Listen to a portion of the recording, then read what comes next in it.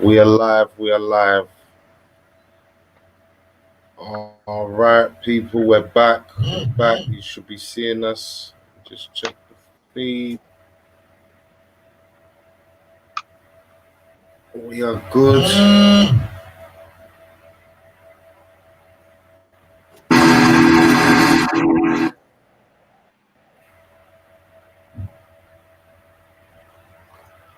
You screen sharing, son? Hold on. Let's screen share. Let me go into something. Hold on. Just getting everything back up on flowing, people. Bear with us as you come in. You know the routine. Hit the like and using stock footage.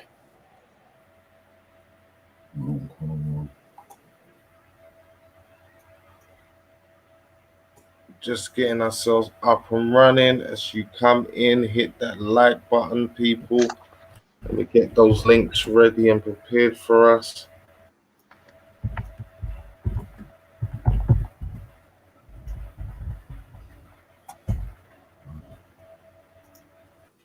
Okay. Let's see. Come cross, people. Come cross. You know the routine. Hit that like button as you come in. We're going to continue our dialogue with our brothers from Jamaica. We're joined by a brother right now. Is someone coming in? All right. Wait. Okay. Before we get into our conversation, we're just going to play this ad while we get the links together. Run the track, Riggs. Okay.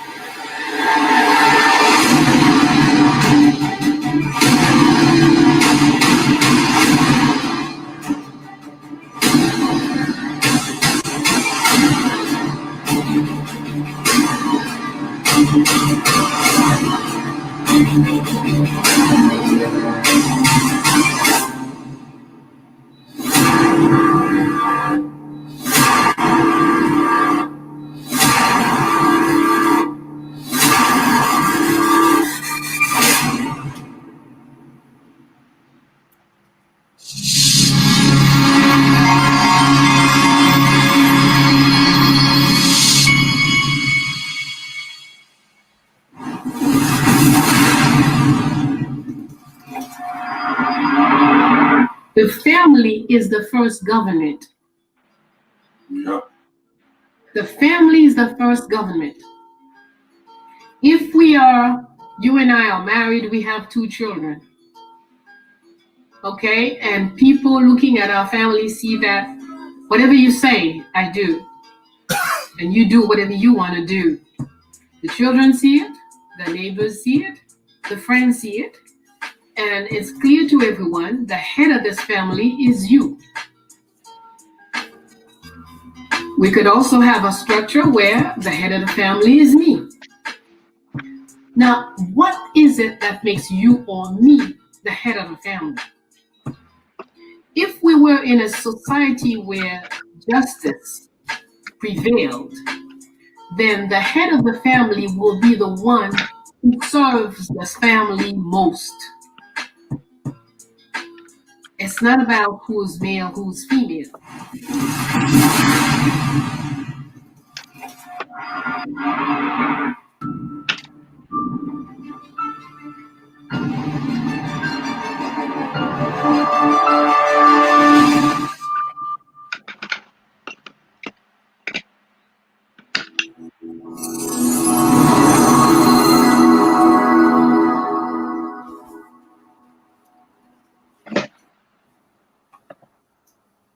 Greetings.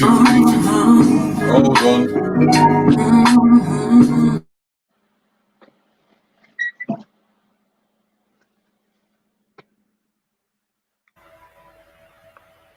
Yeah, we can hear you. It's silent now. Unmute your mic when you're ready. Greetings, family. As you are coming back into the house, we have a special guest in the house by the name of Richard Crawford, and he's in Jamaica right now.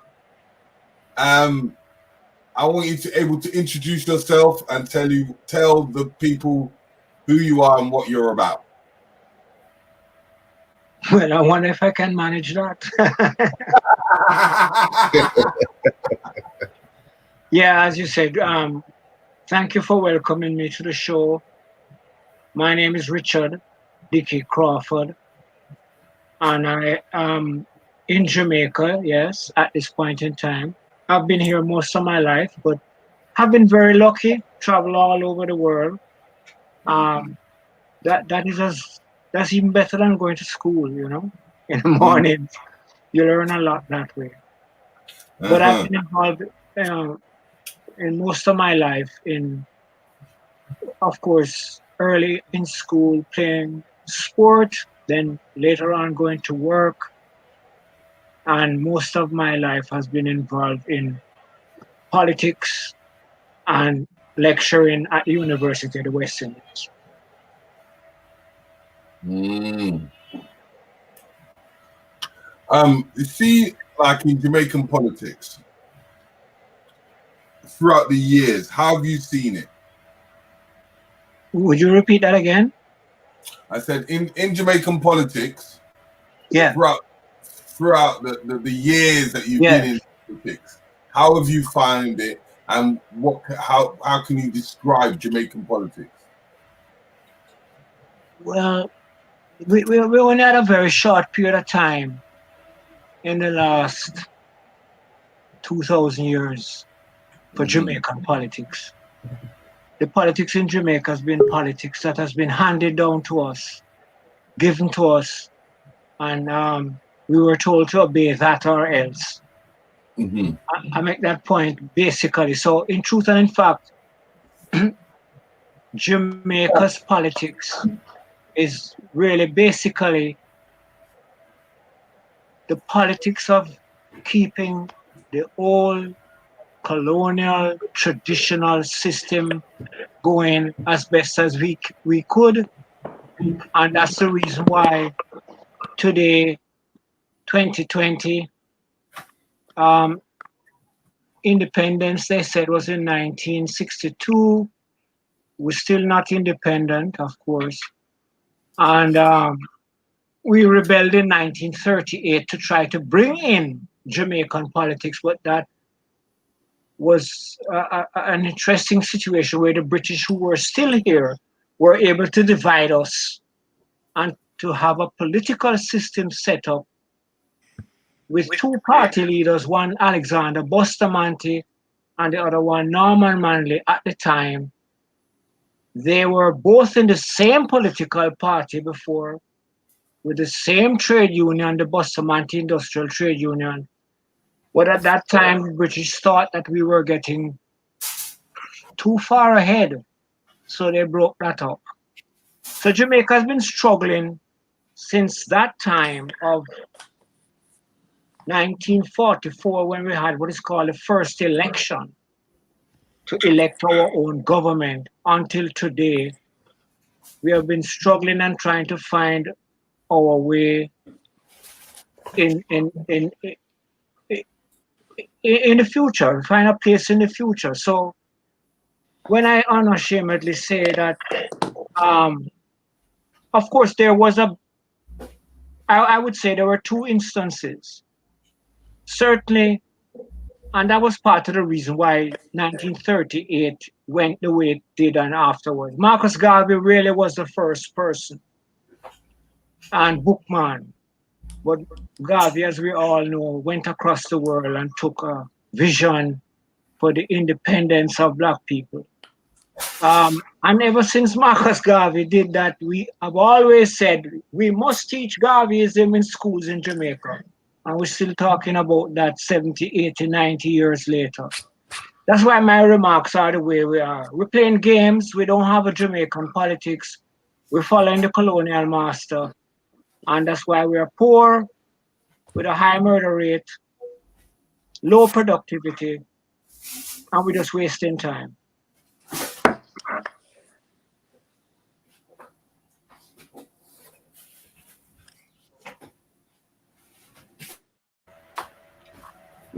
When you're looking at the education system, and I hear you talking about Marcus Garvey, Right.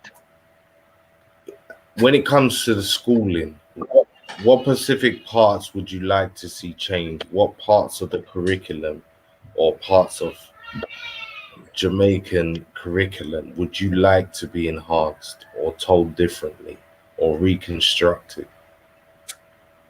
Well, clearly, as I said before, and I think most of us are familiar with the work of Marcus Mosiah Garvey, it's very relevant, it's very powerful, it's unique. I mean, with all the Black Power developments and Black lives mean a lot in America today, you can credit that originally to Marcus Mosiah Garvey, who started the UNIA in New York, in Harlem. So there's a philosophy there. Secondly, and he spoke of it, but you'd have to go even further. Next critical issue is the history of the Black race, the history of our people over the years. We don't know that. And that has to be brought to life and that has to be taught. So apart from that, naturally, there are the issues of mathematics and physics and chemistry, which we can understand, which are necessary. But by and large, if you have no philosophy, if you have no idea of who you are or where you want to go, you're going to end up, which has happened to us in Jamaica, you're going to end up using your education to make the rich richer. Because part of the education tells you that you're not capable and therefore you are being educated for a purpose. And that is clear. All the top schools that started in Jamaica years and years ago were simply to teach the children of the slave master how to live and to maintain their position in life. And later on, when the question was asked, well, why don't we have schools to educate the ordinary Black Jamaicans? The answer was, well, hell, you don't need to read and write to cut sugarcane. And that is basically how it has developed over the years. And then, of course, our universities that we started with um, maintained that position. See, education has always been to keep people in the position that the ruler wants to keep them in. And if you don't come up with it nationally, what you can do is individually. And then education right now, I would say, has a fourth component, which is inevitable. We have to tell people what the current situation is and what is likely to happen. It is already underway, and therefore people have to be educated in that logical way to know how to live and why to live the way that they are living. You know, it was very interesting to me this morning. I was watching television and I'm watching this video, live breaking news, actually coming out of Florida. And there was a long line of motor cars. Most of those cars, 2020, Mercedes-Benz, Audis, you name it, lining up And what were they lining up there for? People who were driving 2020 motor cars were lining up to turn into a building in order to get something to eat. That's where we are right at this point in time. Absolutely almost unbelievable. If I didn't see it, and if I didn't see the post and could trace it back, I would say, no, that's not true. Somebody's fooling us. So that's where we are. People have cars and nothing to eat. And that's in Florida. That's not in Jamaica or in Africa or anywhere like that. That's in Florida, the United States of America. So that is what we need to also teach our children at this point in time and our elders. What really and what type of world are we living in? And if we do not make a difference, what is likely to happen at the end of the day?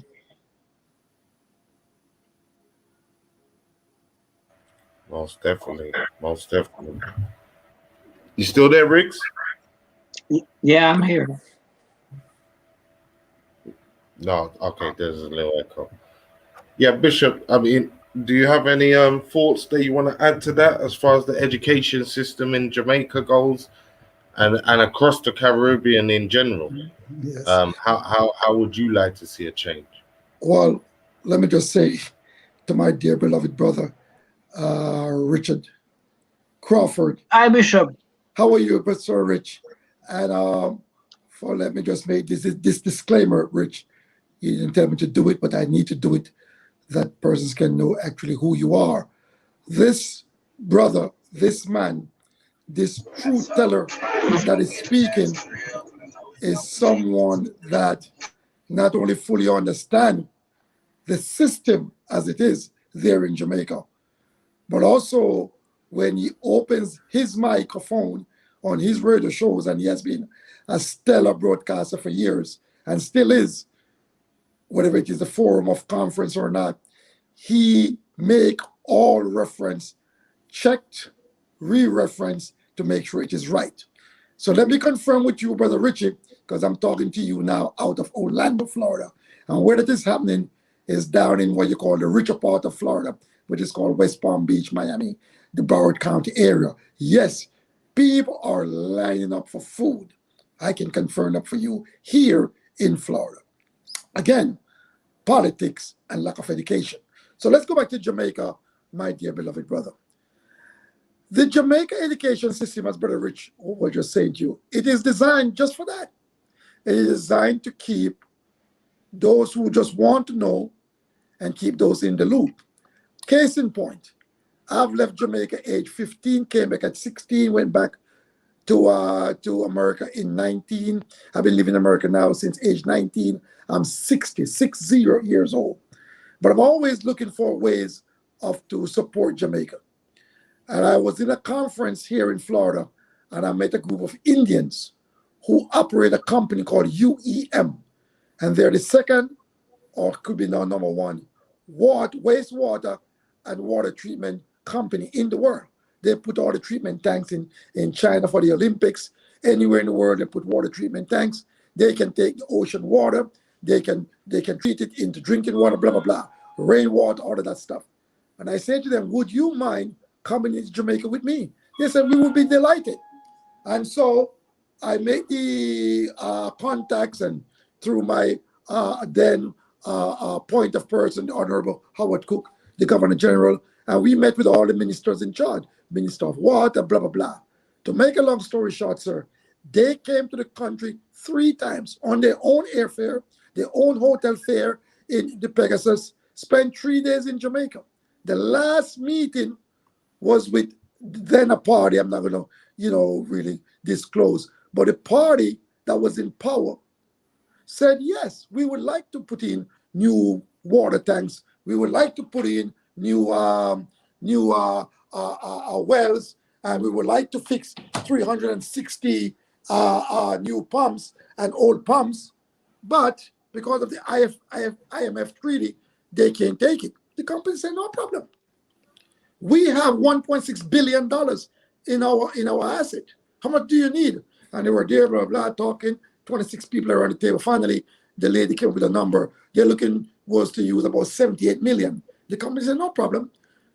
Just send us the proposal. We put it together. As a matter of fact, we'll stretch it out over 25 years, get you all that you need, and then you can go forth and do what you got to do. And also, we did that. And as a result of that,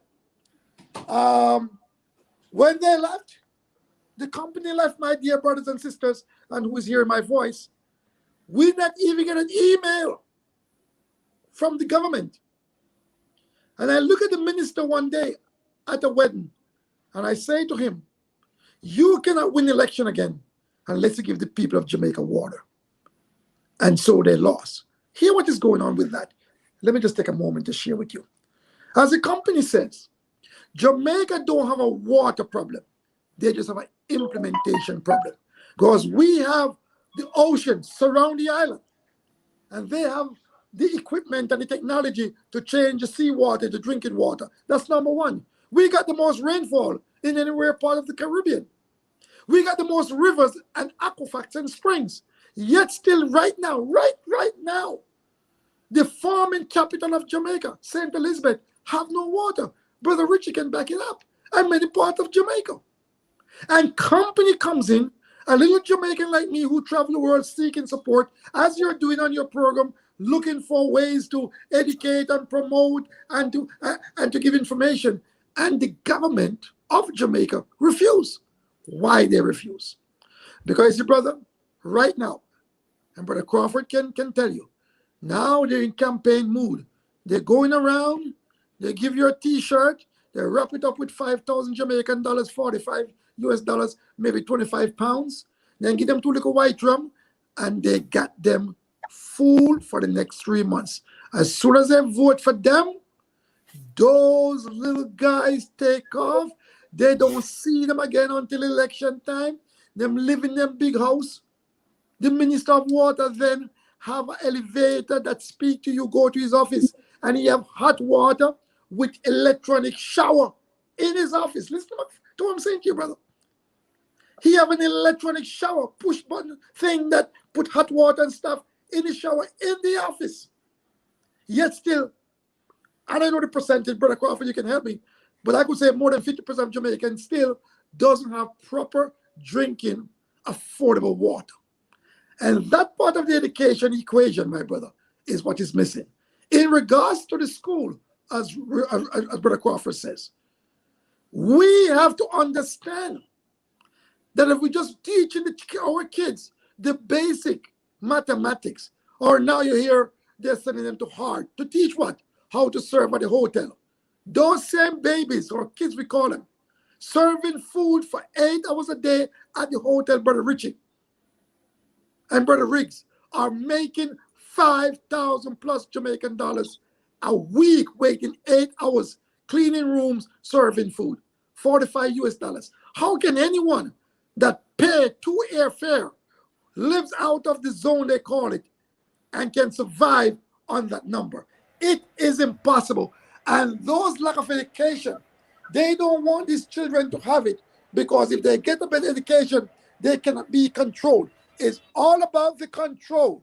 It is all about the control. Because at the end of the day, my brother, we cannot be that powerful or that strong or that effective nation without the proper education. And there's a deliberate, I can say without apology, there's a deliberate, structured infrastructure in Jamaica preventing the children from getting that proper education. And then in regards to the Caribbean, you got places right now in the Caribbean, kids can't even go to school. They got places right now in Jamaica and in the Caribbean, there's no proper toilet. We're back in the 60s where we got pit toilet. There's no drinking water, sir. And these poor teachers who spend 5-6 hours in these institutions, again, God bless them of how they're being paid to educate our children. So there has to be a serious reforming of the system of education. And I believe that's what this platform is doing, both there in Europe and Africa, but Jamaica on the whole. Because, as you know, our institution of education, whether it may be the music, the sports, everything we do, we touch and we change the world. So when our music changes the whole platform of the world and our sports figures, yet still more sports figure. I was talking to one lady, her daughter ran 400 hurdle, got the gold medal, and she's in Jamaica suffering. Cannot even get a decent commercial or a decent thing to do. A 400 hurdle gold medal runner. Because we don't provide for our children. There's a few little pocket of people there. We call them the chosen few, or the 1% they say in America. And there's a special way to hold the people down. To hold the people down. It is a total shame. And I can say this to you from a spiritual perspective. They will pay. It's just a matter of time. God Almighty, He doesn't wear pajamas. They're going to pay, brother. And they're going to pay dearly. It is a shame.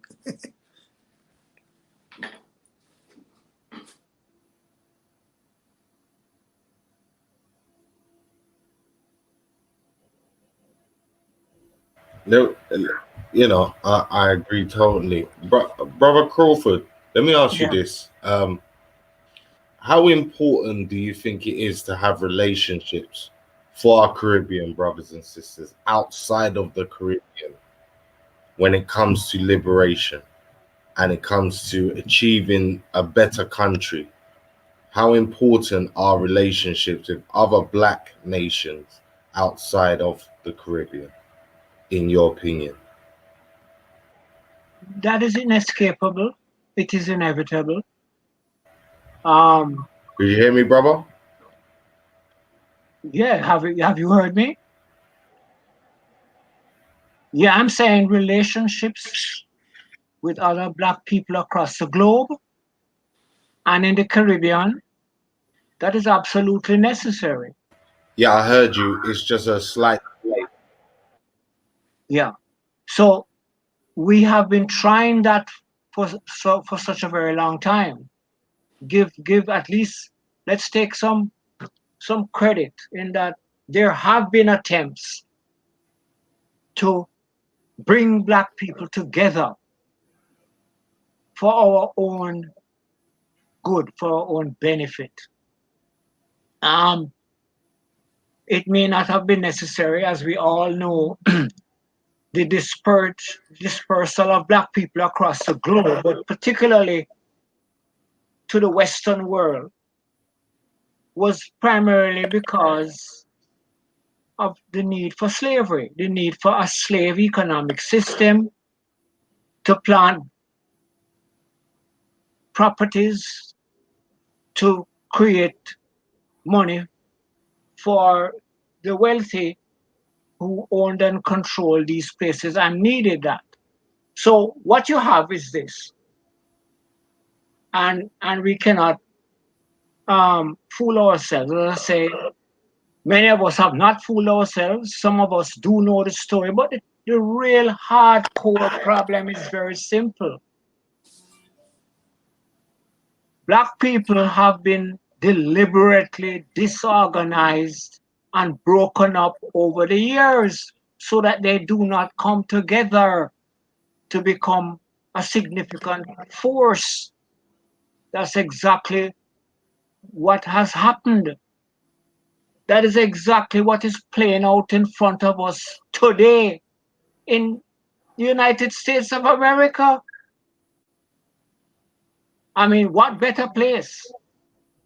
So the point is this: if you have a workforce that is primarily made up of a particular set of people, black people, that's your workforce.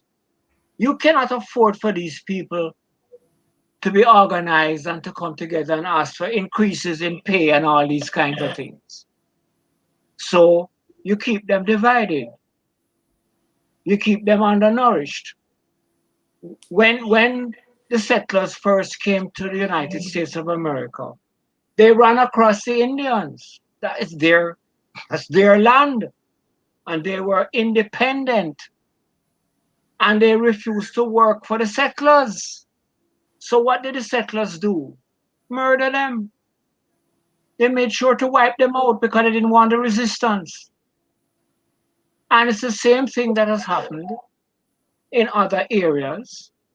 And the same thing continues. And so, as I think we are saying, the, the whole thing we have to put into a package. The education keeps you ignorant and divided. That's the whole purpose of why education is not necessary. It creates too much problems. You don't want people who know too much to be working for you. Secondly, when you have no education or a low level of education, then you are paid low wages because the accounting principles say that the surest way to make a huge profit is to pay the least amount of money out to the workers. It's all inscribed in the philosophy of capitalism, slavery, usury. So there's no denying that. And every time that Black people have tried to come together, it has been deliberately attacked. Those attempts, those countries, those problems, the Americans in particular, the British also. I mean, these were horrendous guys. They probably bucked it up at first by mistake. When this guy Columbus came down here, he also realized, boy, these Indians and these people, they're not gonna dig the gold. They're not gonna give us what we want. So therefore, we have to kill them. And accidentally or deliberately, we also have to give them viruses to wipe them out. That has been the story. So we know that, particularly when I was working with Michael Manley in Jamaica. That was the story. Michael had that vision. He had that knowledge. He went to school in Jamaica. Then he went to school in England. Then he fought in the war in Canada. A lot of Black people, including my family, everybody went to the war to fight to save us. I don't know who the hell us was, from Adolf Hitler. Okay.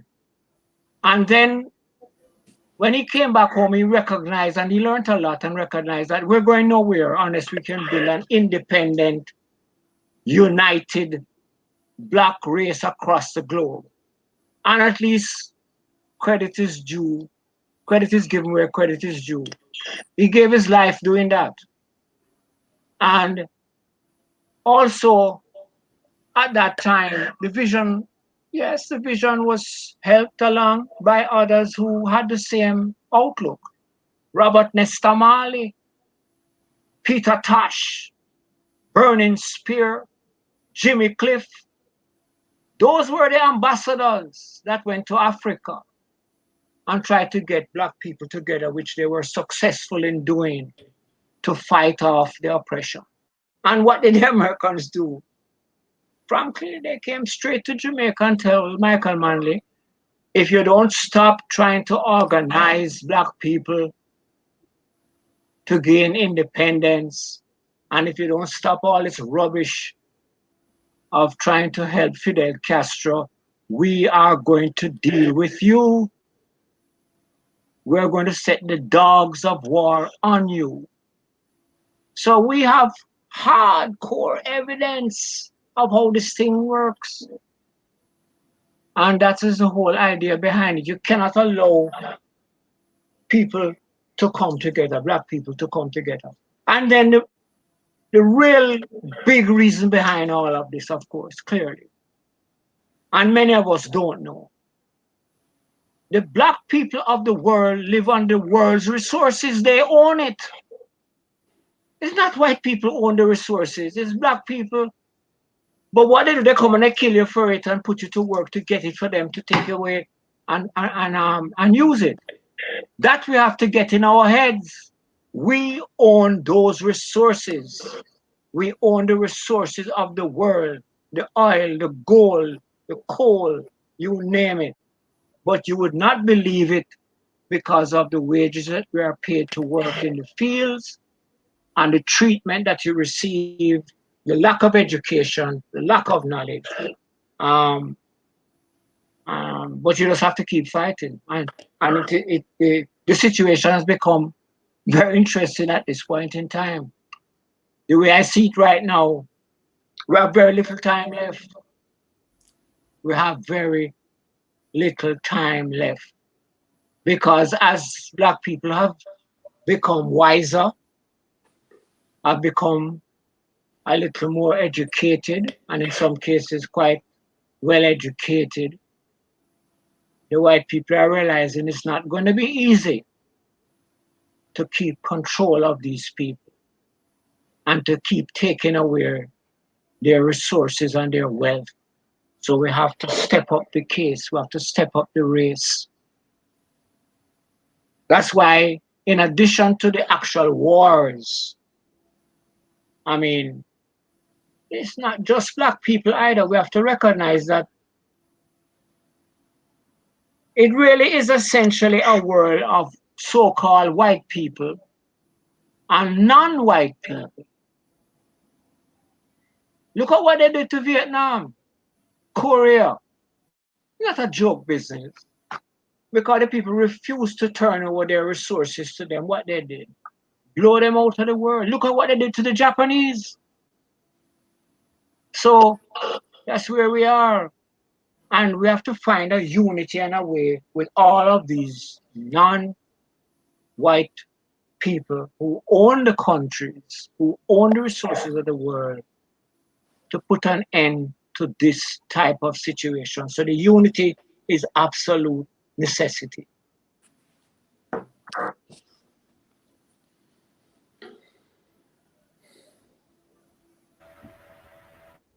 Yeah, appreciate it, my brother. We're kind of working out trying to get other people on. There's been a few technicals in the background. Mm-hmm. Much appreciated so far, Brother Crawford, for your viewpoints on what's good in Jamaica. Again, Bishop Gooden, yeah, I mean, appreciated as well for you sticking with the conversation and switching over channels. Thank you, sir. And still offering your insight. We did have a presentation earlier about Marcus Garvey, about his life, his works, and some of the politics. And again, I want to go back to the politics of Jamaica. Do you believe that's a viable route as it stands right now? Or do you feel like there should be a vote of no confidence in all of the candidates that you're kind of seeing? Well, there is really... Any one of you can take that. Yeah, there has to be... There is, in essence, somewhat of a vote already of no confidence in the political system. In the last 4 elections in Jamaica, so that's the last 20 to 25 years, less than 50% of the people vote in the election. So whichever government has been selected over the last 20, 25 years has been selected by the majority, by the minority of the people. The people have lost interest in the elections and they no longer turn out. And that's not only a situation in Jamaica, it has become very popular in other parts of the world. So definitely, what we have not been able to do, and we raised it from as far back as the 1980s, 70s, 80s, obviously. Give some kind of credit. Before Norman Manley actually left politics, he did make some changes. He did make some changes to the constitution that we had and improved it somewhat. And then he was on the verge of making a big change because he had conceptualized of the West Indian Caribbean Federation of Countries. That's what he had come up with. And that had started.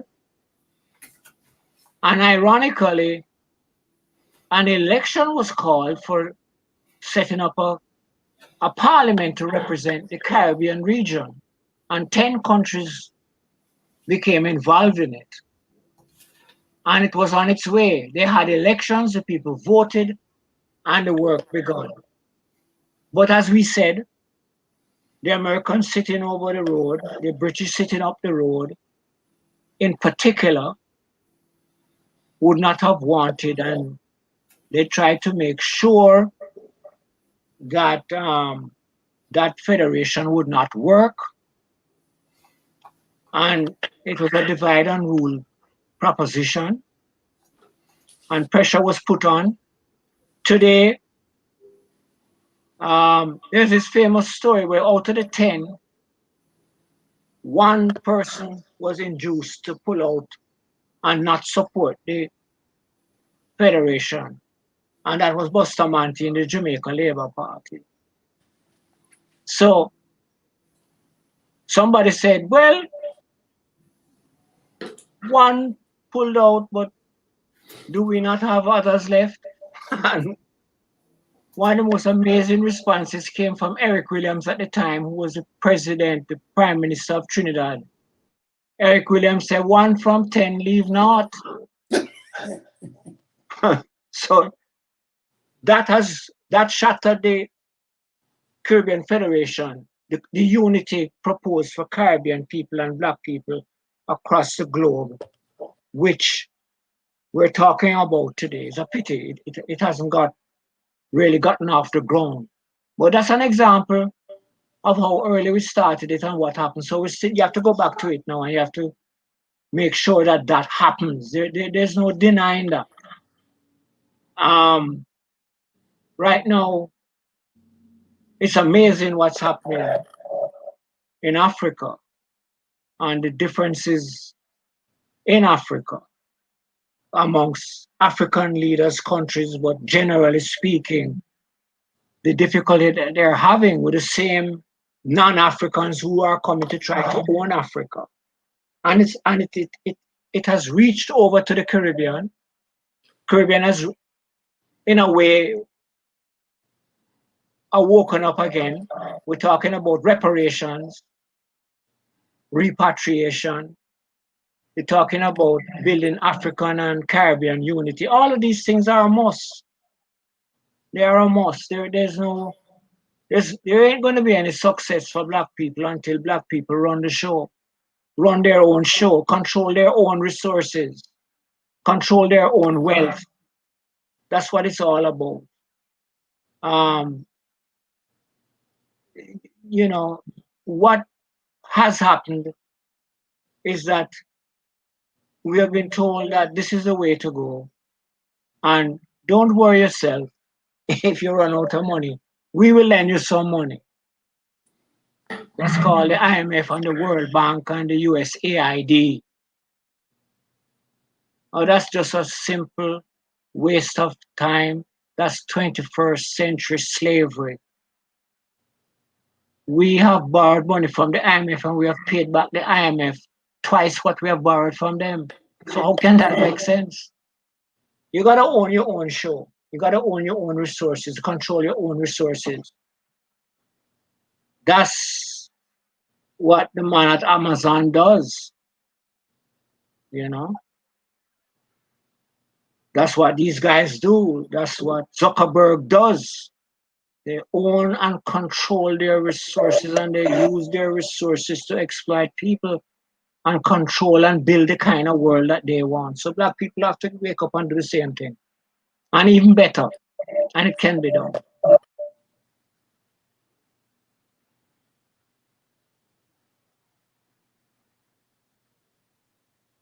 So I hope that answered your question.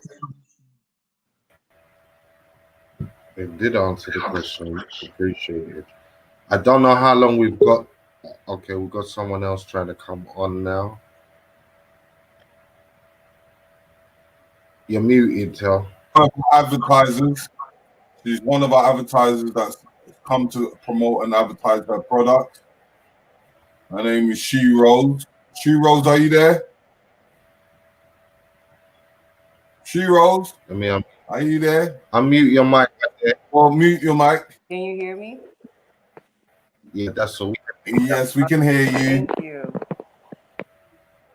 Introduce yourself. Talk about your products and your services. Thank you so much. First of all, thank you so much for having me on. I'm sorry I came on earlier. Wrong timing, I suppose. My name is Leslie Rose Mallory, and we created the.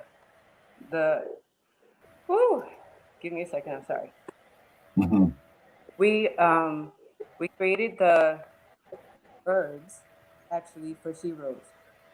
She Rose is for womb cleaning, okay, or womb steaming. And we just pretty much, our idea is to give back to the women. Obviously, we know that with Sacred Women, it's all about the womb and our cleansing, right? So this is what She Rose is about. It stems from the herbs, but it really is on coaching women on how to build from the inner out. Wow. Okay. So where do you seek your herbs from? I seek them actually from a company right now out of Seattle, Washington. Mm-hmm.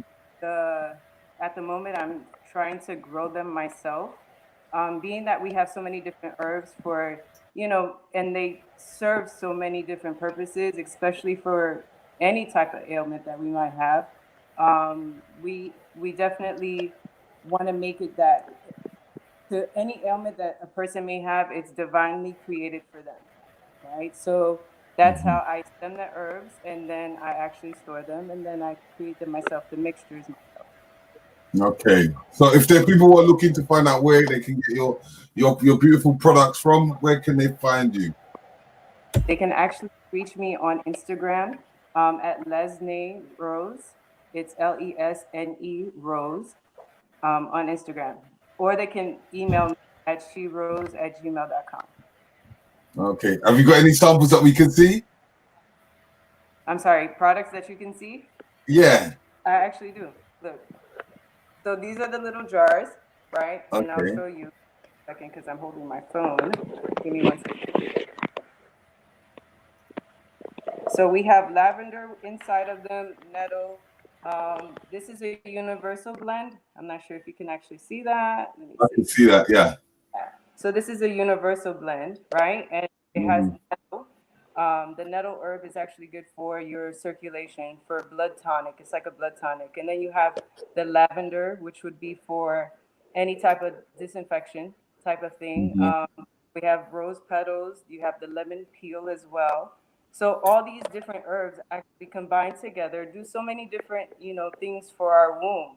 So the cleansing actually, it just, it's something that not only enhances your body, but enhances your spirit at the same time. So, we're trying to incorporate the whole spiritual journey for women on a deeper level, so they can be more in tune with themselves.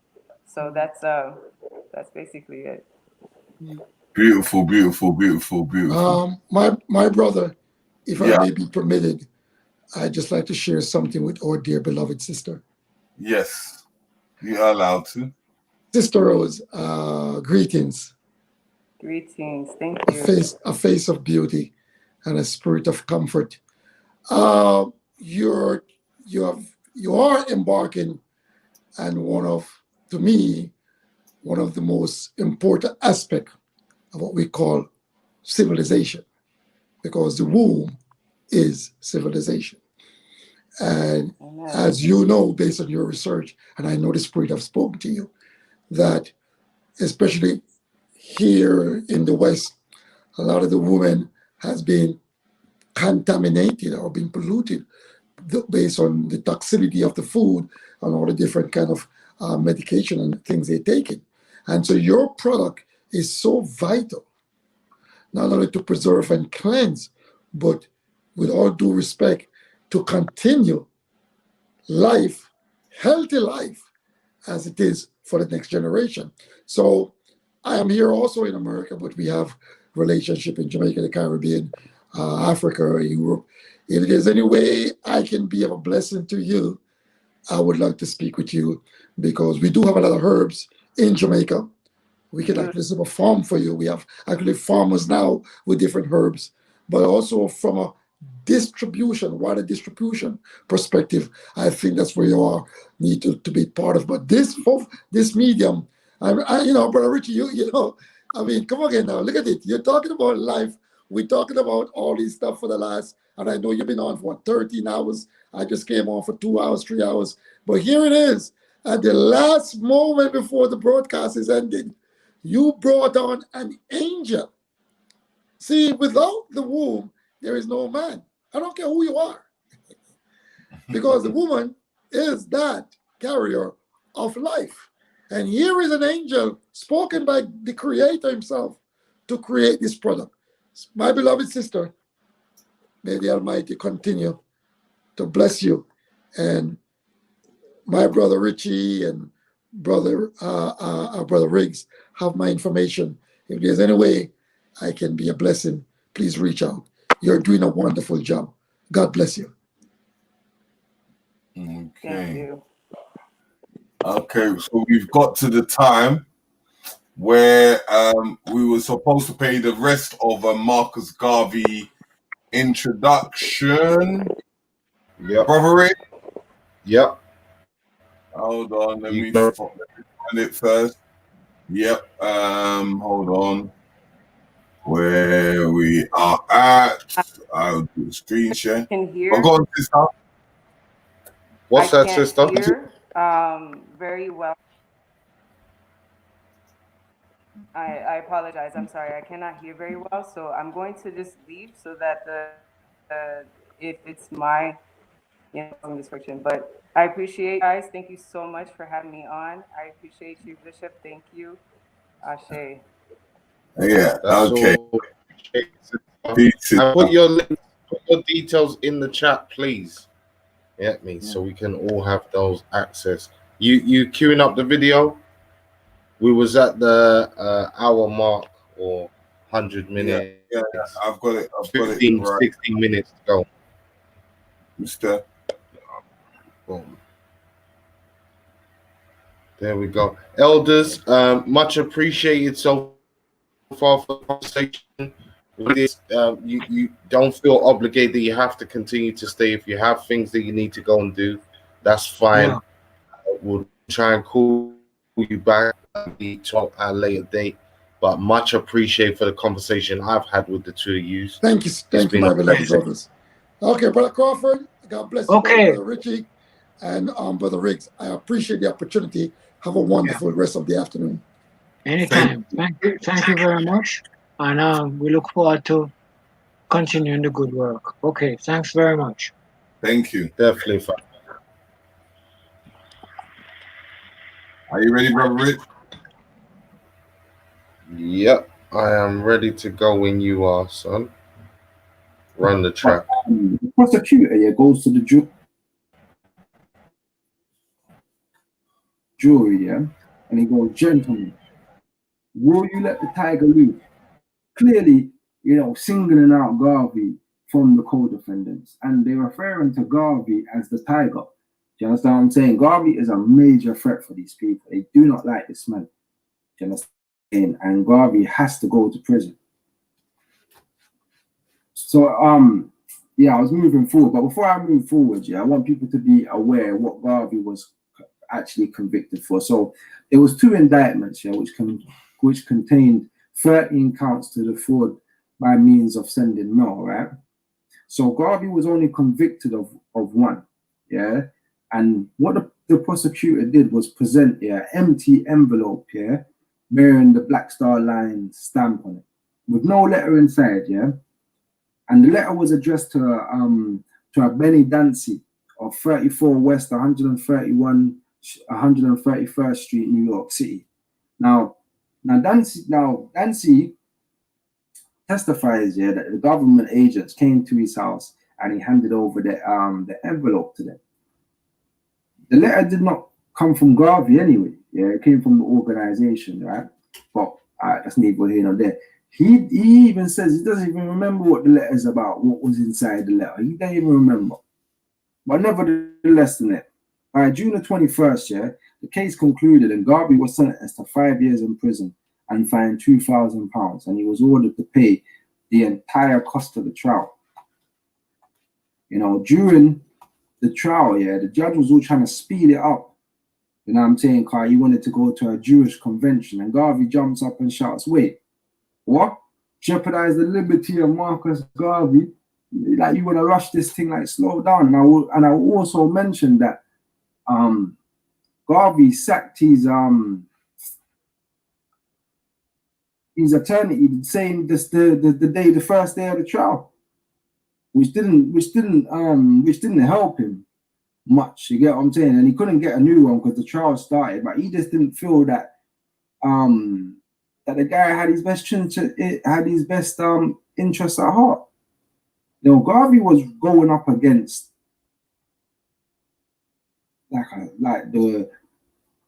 against white supremacy, like the institution. Do you understand what I'm saying? So, like, it wasn't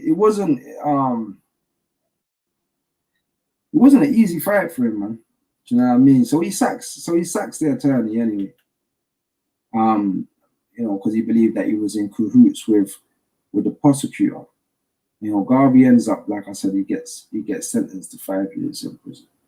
And this is Garvey's penitentiary picture and ID number or prison number.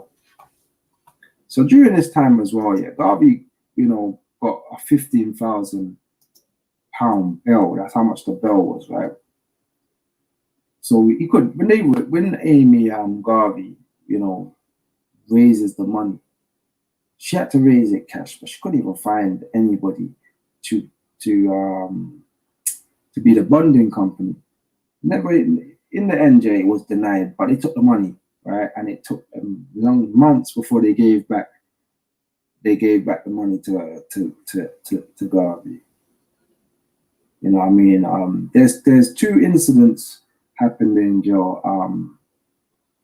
One of the time, one of the screws came over to Garvey and told him not to talk to somebody, and Garvey switched to them. So listen, I can't tell me who I can talk to, you know.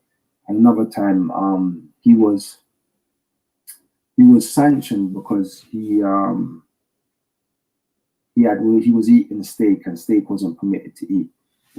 Prisoners was on rations; they could only eat certain amount of things a certain day or whatever. And Garvey, you know, was caught eating steak. Yeah, in the end, Garvey is deported.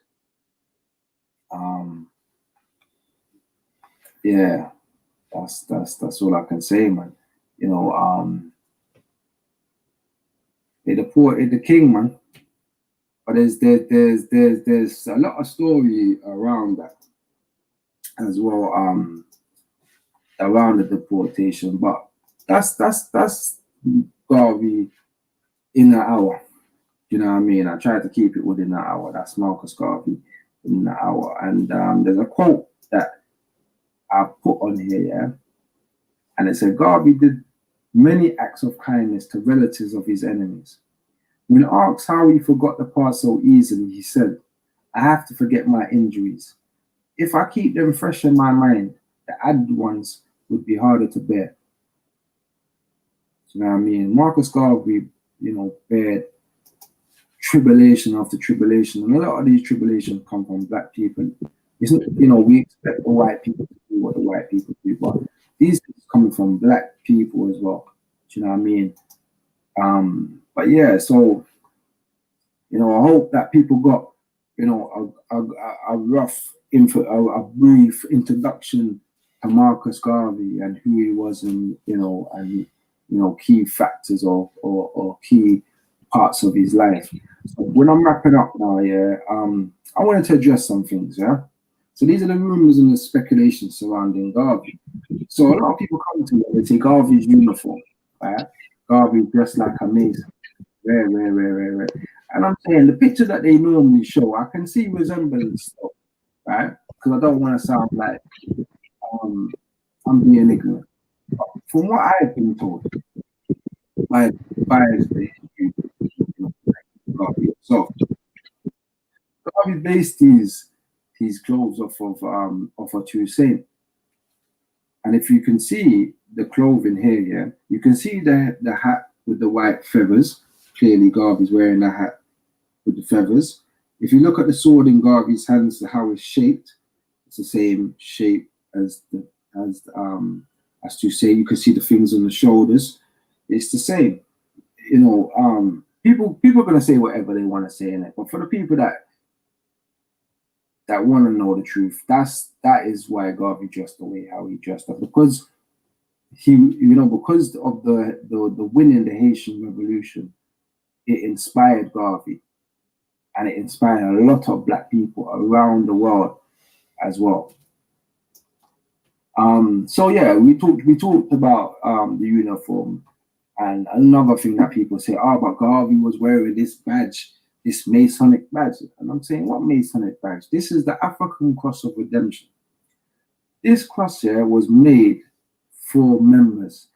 People that donated to the UNIA, they would get a medal. I don't know why people always want to expect the worst. Do you know what I mean? But that's the fact. It's nothing spooky. If you want to take it spooky, then you can do the spookiness. But this is the cross of African redemption. So basically, as I was saying, it was for members. So members of the race who give, $50 to $100 will receive the bronze version. Members that give 100 to 500 will receive the silvers, and whoever, give money, donations, whether it's through the Black Star Line or whether it's those that get loans from the bank or trying to open up. This is how it works. Between 5 to 1,000 will receive the gold. The African Cross of Redemption, Garvey says, will be to the Negro what the Victorian of England has been to the Englishmen, and the Iron Cross of Germany has been to the Germans. So it was more like a proud pride penalty that Garvey was trying to give to the people. You know what I mean? And I like it as well, man. And people used to put it on their uniform and things of that nature. Beautiful. So a lot of the time, people come to me and ask me about Elijah Muhammad. Was Elijah Muhammad a member of the UNIA? Now, Elijah Muhammad and the Nation of Islam, although Elijah Muhammad speaks very, very highly of Marcus Garvey, I have never read Elijah Muhammad say he was an actual member of the Nation of Islam. However, Charles Zamti, who was a famous Garveyite in Detroit, says that, my man was a member. On page 1099,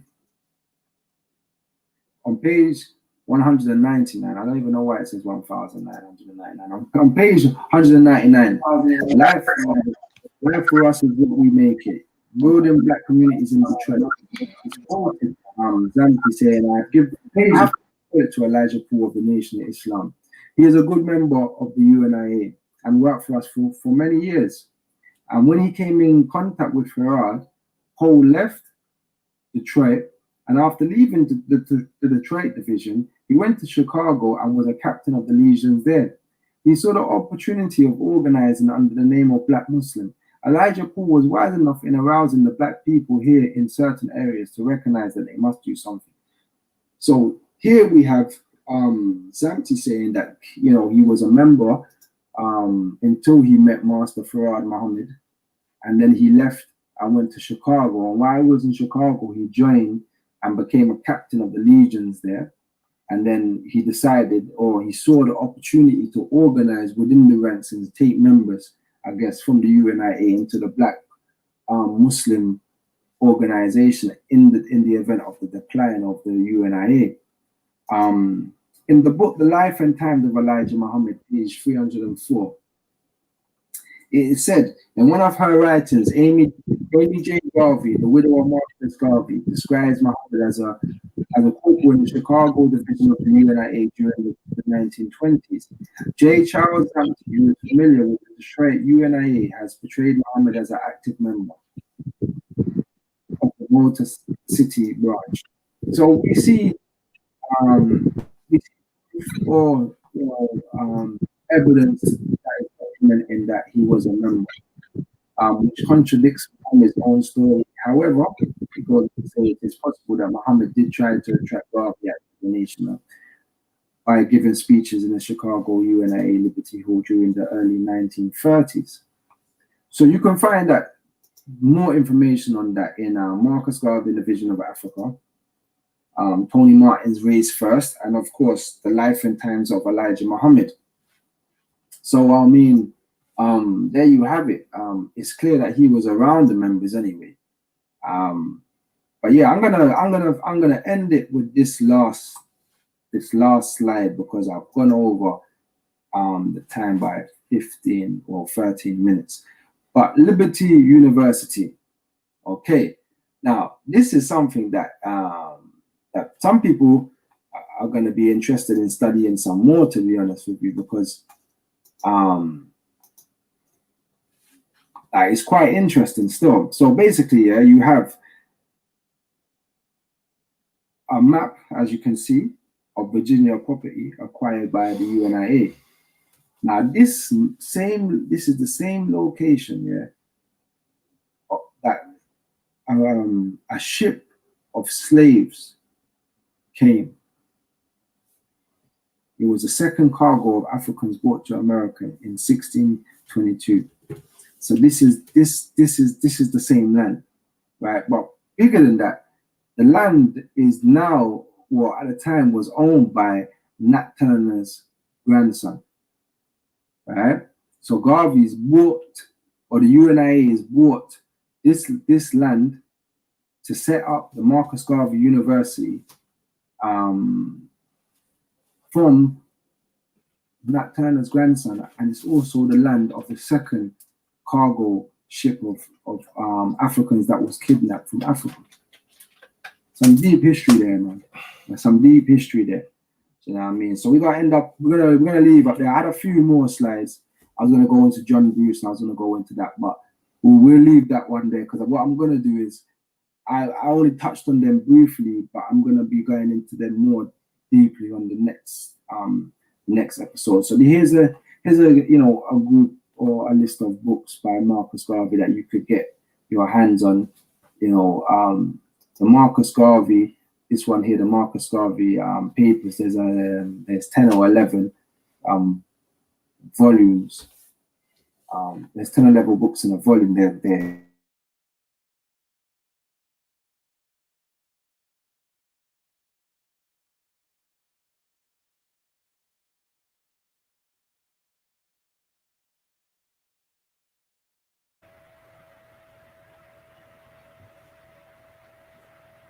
Right, as we start to take that in.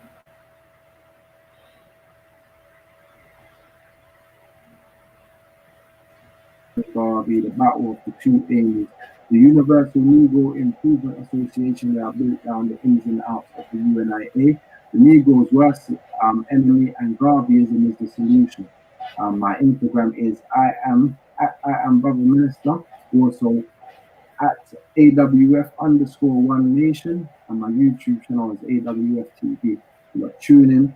It's gonna get hotter. It's gonna be a warm It's going to be a warmer summer and it's going to be a warmer winter this year. But we're giving Garvey to the people like they've never had it before. You know, I've never even done a presentation on Garvey before. So, you know, this is a change for me. I don't normally do presentations, but at the same time, the information is here for my people and I have to give it to them. It's fundamental that they get this knowledge. So I hope that you enjoyed the presentation. I hope that you got you know, an inspiration. I hope you got, you know, some new information. But yeah, we're gonna continue with the next series. So, you know, tune in. Stay black, stay alert, and stay alive. That's all. Yes, people. That was the brother minister dropping that presentation, and we are joined by brother minister. He's with us here on the panel. Sorry, taking out my elder. Yeah, we're joined by brother minister. He's on the panel. If you're there, brother minister, you can hear us. Unmute your mic. Yes, my brother. Can you hear me? Yeah, I can hear you loud and clear, brother. What's good? Excellent. Big up, We're here, man. appreciate it for the presentation that we had. Sorry that we couldn't do it in one sitting. The time was pressing, and true, we had people from different places. As I said in the chat to the people, if anyone has any questions for the brother who's watching the presentation now, it'd be a good time to drop them if you want. I know we're still joined by the elder from Jamaica. So again, if you have any questions or anything you want to say, I know you may not have seen his whole presentation, but it definitely was good and informative. And you was talking about the importance of Marcus Garvey. But brother minister, is there anything you would like to say to the people after they've, you know, watched and taken in your presentation? You know, I hope that the people that was that's never really heard much about Marcus Garvey, you know, got a little bit of the legacy of Marcus Garvey and who the man is. You know, that's all I can really say at this point, man. You know, for me, everybody knows that Marcus Garvey is the greatest example that we should be having in 2020. So I think, you know, that presentation hopefully was an introduction to Marcus Garvey and what he was about and what the philosophy is. Because it's more than just a man. We're not just saying Marcus Garvey because of the historical works the individual did. We're saying Garveyism, the philosophy, is what we need in this time. And I hope that, you know, people got an understanding on what it was from the presentation anyway. But yeah, I want to say greetings to everybody else on the panel, man. And today was a brilliant day. You know, you should pat yourself on the back, my brothers. You know, I'm very informative. Everybody was on point in their field. And, you know, it was a beautiful day, man. Much appreciated for that, brother. It's been a pleasure to have your bit of information added to the archives. My brother from Jamaica, I see you moving. Is there anything you want to add or say? Well, the only thing I would add to that, my brother, is simply this: the African race, both at home and abroad, we've had two of the most powerful persons in the person of His Imperial Majesty, Emperor Haile Selassie, and in the person of Marcus Messiah Garvey. The African race has been well blessed, both at home and abroad, with these two great champions of African unity and liberty. So when we look at the two of them, without apology, the African, we do not lack nothing. When we follow the philosophy and teaching of Marcus Messiah Garvey and His Imperial Majesty, the African race lacks nothing. And it just goes to show how blessed is the African race, because no other race has a Marcus Messiah Garvey. No other race has His Imperial Majesty Haile Selassie in the 21st century. So we're well blessed to have these philosophies and teaching.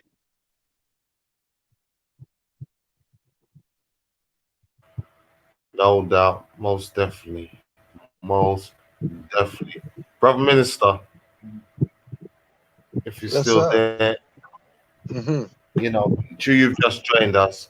What are your thoughts? Do you have anything to add on to what the brother's saying? I can agree with that. No race has produced a Marcus Garvey. That is a fact. That's Elder is 100% spot on. I can't argue with anything he just said.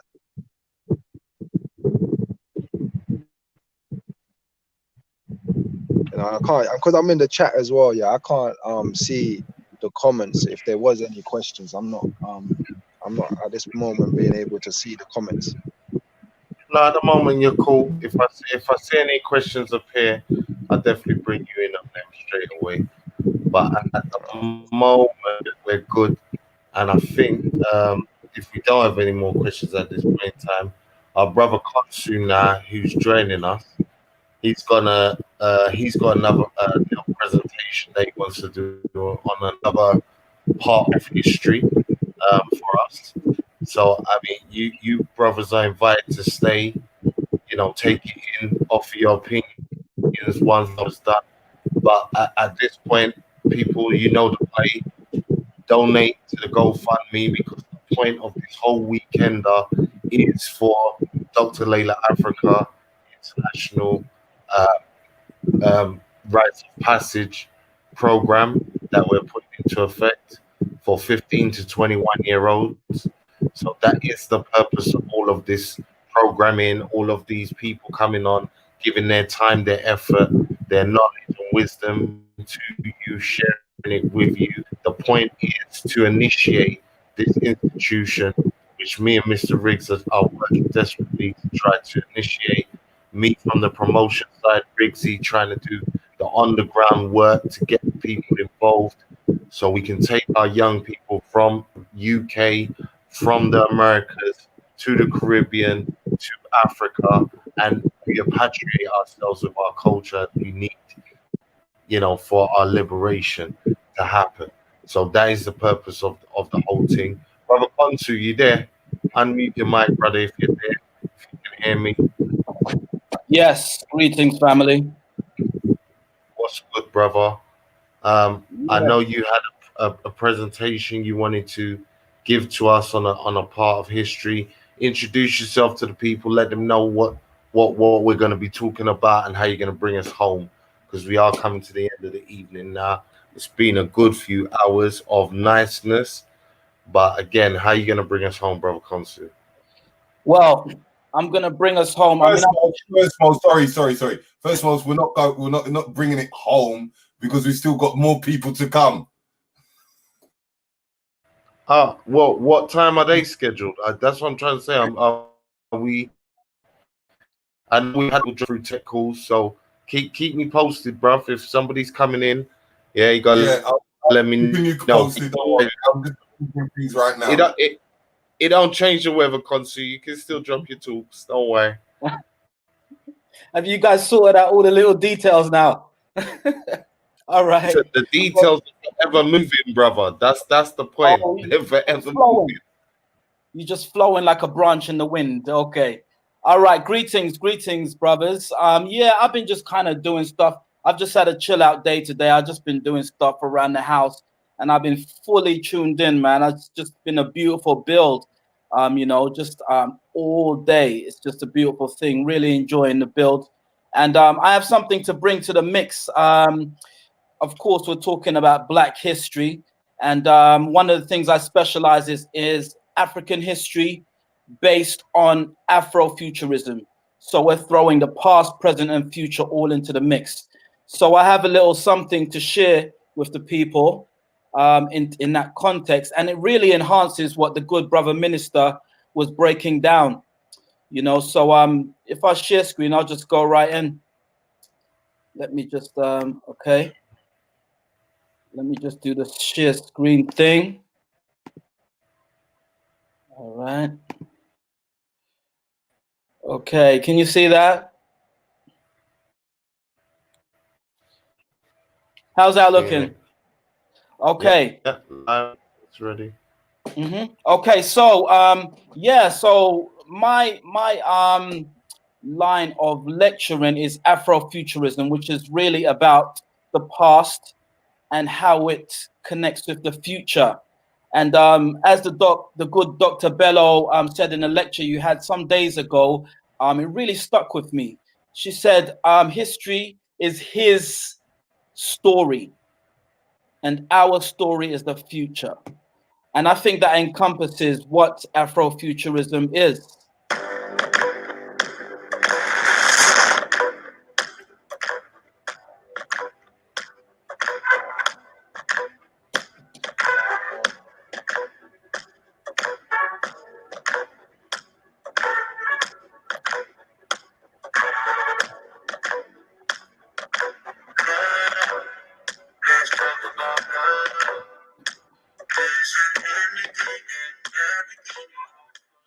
Okay, so what you can see here is people of African origin projected as imagery into the future. Because we speak a lot about the past, but what are we going to look like in 100 years from now? We have images of, say, old school Star Trek 1950s. We have Neo Soul Erykah Badu, who projects a lot of Afrofuturism in her video imagery. And it's all in the context of history, because it's history in the now, in the moment. In 100 years from now, all of the images that you can see flashing across the screen will be history. It will be popular cultural history. So, you know, as well as the great past that we have with its tragedy, its triumphs, its joys, and its pain, we also have the future to look to. And so in the context of what I do, I teach Black history to young people, but I teach it to them in a context where it's not like teaching history in school. So as you can see here, we've got images of ourselves flashing across the screen, but in a futuristic context. So the question is, what creates the future? Sankofa, the past creates the future. So let's go back to the past in order to Sankofa into the future, to build a future context of who we are and the great triumphs that we overcame. And I thought fitting, I know the good brother minister kind of dabbled in it, but I thought fitting to just pull in one of my archival presentations on the Haitian Revolution, with a bit of a twist, throwing in a little bit of Afrofuturism. So the Haitian Revolution, from slaves to kings of a Caribbean kingdom. So how many of us know that the state of Haiti, the country of Haiti, the empire of Haiti was a kingdom because they declared monarchy after they won back their island in the Great Haitian Revolution?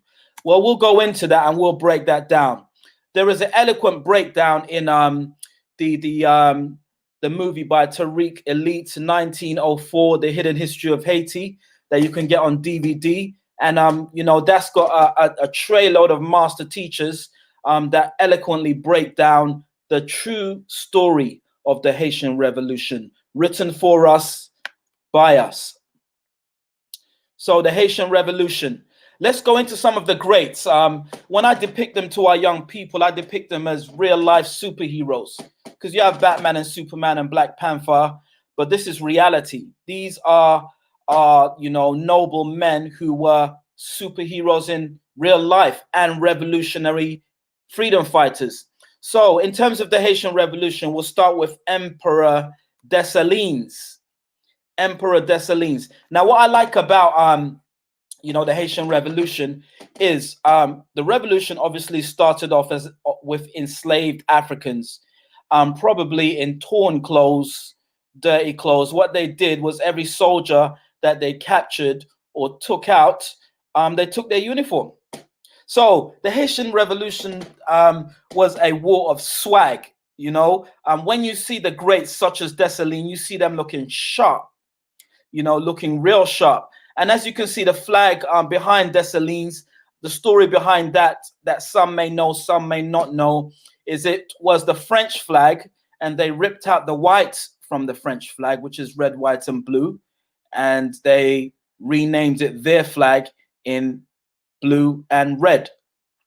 All right. So Jean-Jacques Dessalines, an African-born ex-slave, declared Haiti independent.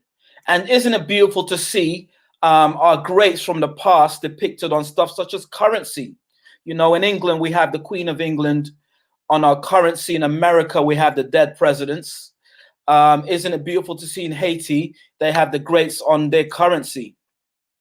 So who was Emperor Dessalines? He was the first emperor of Haiti. He was the one who declared Haiti a free state. All right. So under the 1805 Constitution, he also was one of the he also became one of the pantheons of Voodoo in Haiti, which is an interesting thing. So you know, he became one of the greats as an ancestor. So who was he? He served to change the course of African Caribbean humanity. Dessalines was later named Emperor Jacques of Haiti by the generals of the Haitian Revolutionary Army. He is regarded as the founding father of free Haiti, the only nation that successfully liberated an enslaved Caribbean nation, aside, of course, from the Maroons of Jamaica. Emperor Dessalines completed the work of the great Toussaint Louverture and was in second in command to him. Dessalines ruled a freestanding nation that flipped the script on enslaved Africans to kings, literally creating a free trade with the superpowers it overthrew, namely Britain, Spain, France, and America. So after, you know, the Great Revolution of Haiti, they set up business, you know. So they still work the plantations and work the fields as free people, and then they sold those products to the superpowers of the time that are still kind of the superpowers of today: Britain, Spain, France, and America.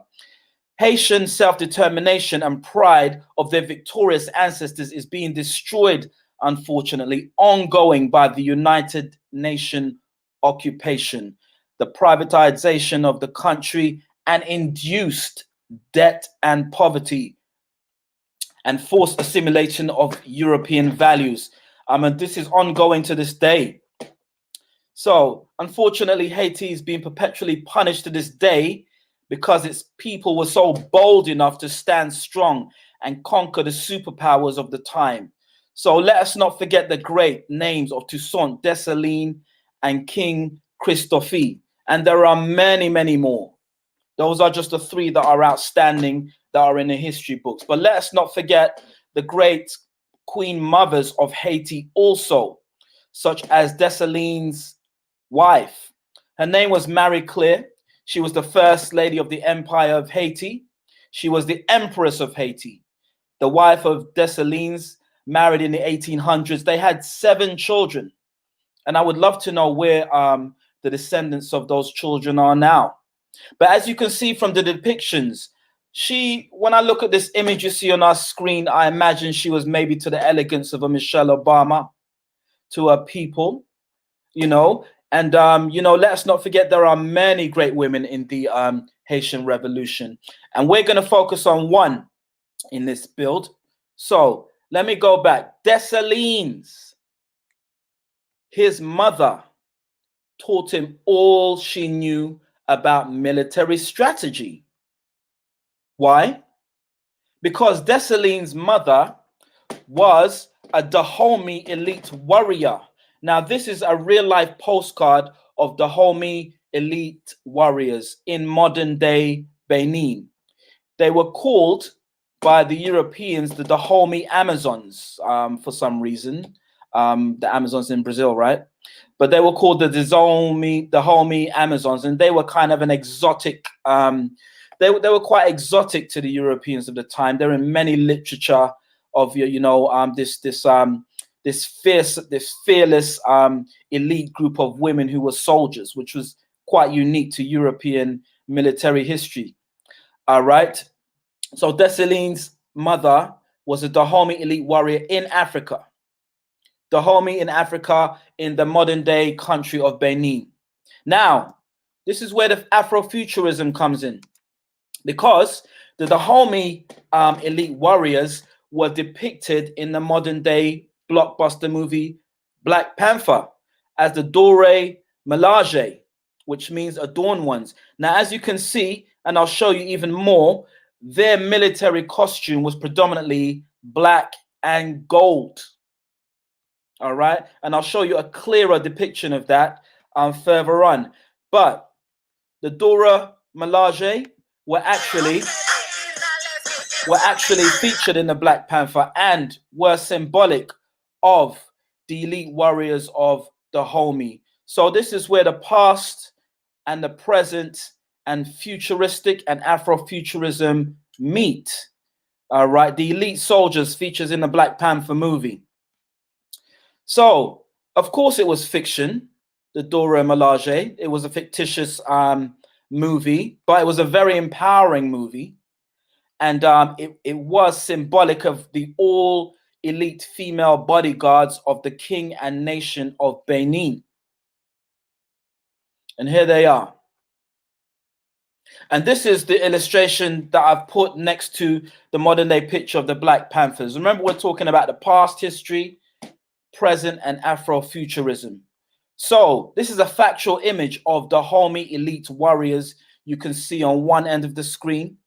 And you can see their uniforms were cleverly depicted in the Black Panther. I guess you'd call it, they call it Easter eggs, right? When you do further research into the movie. So as I said, the Dahomey Amazons were seen as exotic to Europeans, and they were depicted in various literature of the time. You'll also find it in there's video games, you know, where you can choose your soldiers from a different nation. There's a Sega game where they feature the Dahomey Amazons that you can see on the top of the screen. All right, and also obviously also featured in the Black Panther and the Black Panther comics. So you can see the archetype uniform matches, you know, the uniform of the Dahomey Amazon, or the Dahomey elite female warriors. Okay, so here's more this is a Black Panther comic, but also you can see around the screen, these are actual images of elite Dahomey female warriors.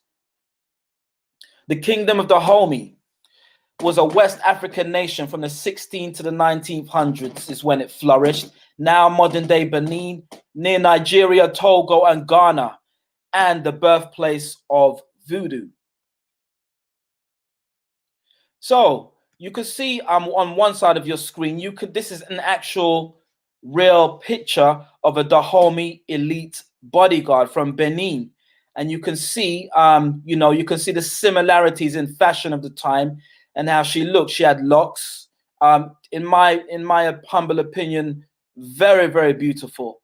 And they were feared female warriors. And they were based not only on Marvel's Black Panther, but also on a modern depiction of Wonder Woman. Okay, Wonder Woman, the movie and comic, is based on the Dahomey Amazons. All right, where did Wonder Woman come from? They said she was like an Amazonian type warrior, you know, an island that had just female warriors, but they depicted her almost looking Hispanic. If she was an Amazonian female warrior, on the other side of this screen, you can see these are actual real life Amazonian female warriors. So they would have been accurately depicted as you see on this screen. But as we know, it's fantasy, and fantasy can be anything you wish in the realm of superheroes and comics and movies. So we have fantasy, Wonder Woman. We have fiction based on fact, Black Panther's Dahomey Amazons. And on the other side of the screen, you can see a real life Dahomey Amazon, or elite Dahomey bodyguard. All right. So here we go. You know, I love to show loads of images in what I do, because a picture paints 1,000 words. And this is a real life photograph taken at that time of the elite female warriors. You know, such a beautiful image. Anyway, we'll round up by, we can't forget the Haitian Revolution without mentioning President Toussaint Louverture, a real life revolutionary superhero. There are so many great heroes in the Haitian Revolution, equally women as well as men. But we'll bring it home with an interesting story about Toussaint Louverture, the first president of Haiti. But let us not forget, Toussaint Louverture had a wife. Her name was Brenda Louverture. And I would say most certainly, without his wife by his side, whispering in his ear when he was battle tired and battle worn, highly likely Toussaint would have not been the great man that he became. So General Toussaint Louverture and the Haitian Revolution inspired millions of free and enslaved people of African descent in North and South America and the Caribbean islands to seek freedom and equality throughout the Atlantic world.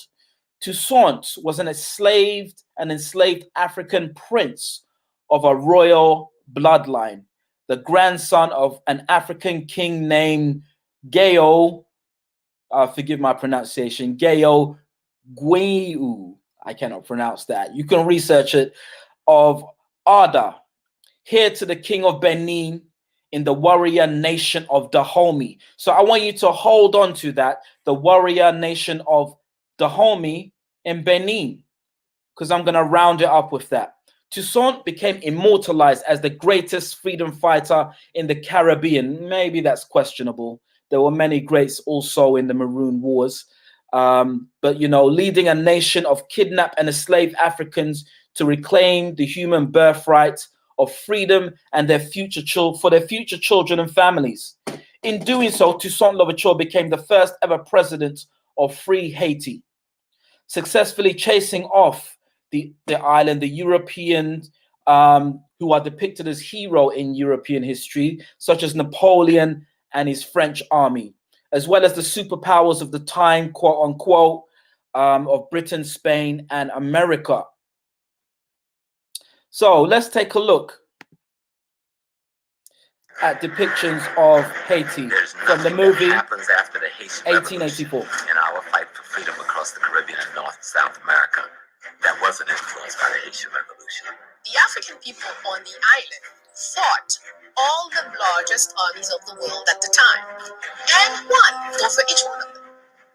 Whooped the Spaniards, beat up the French, knocked down the British. The Haitians have a pride about them. Their revolution is the most important thing to them.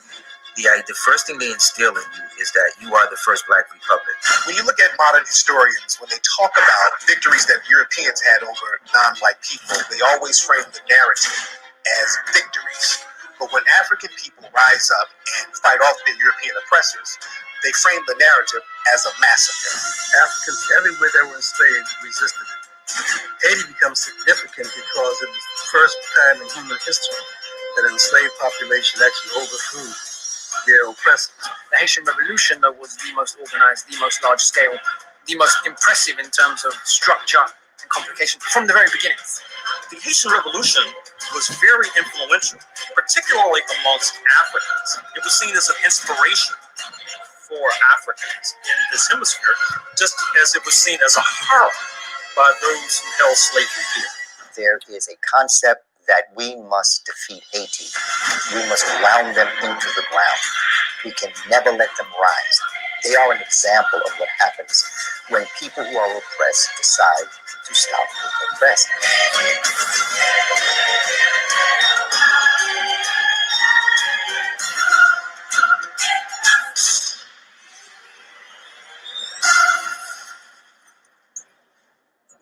All right.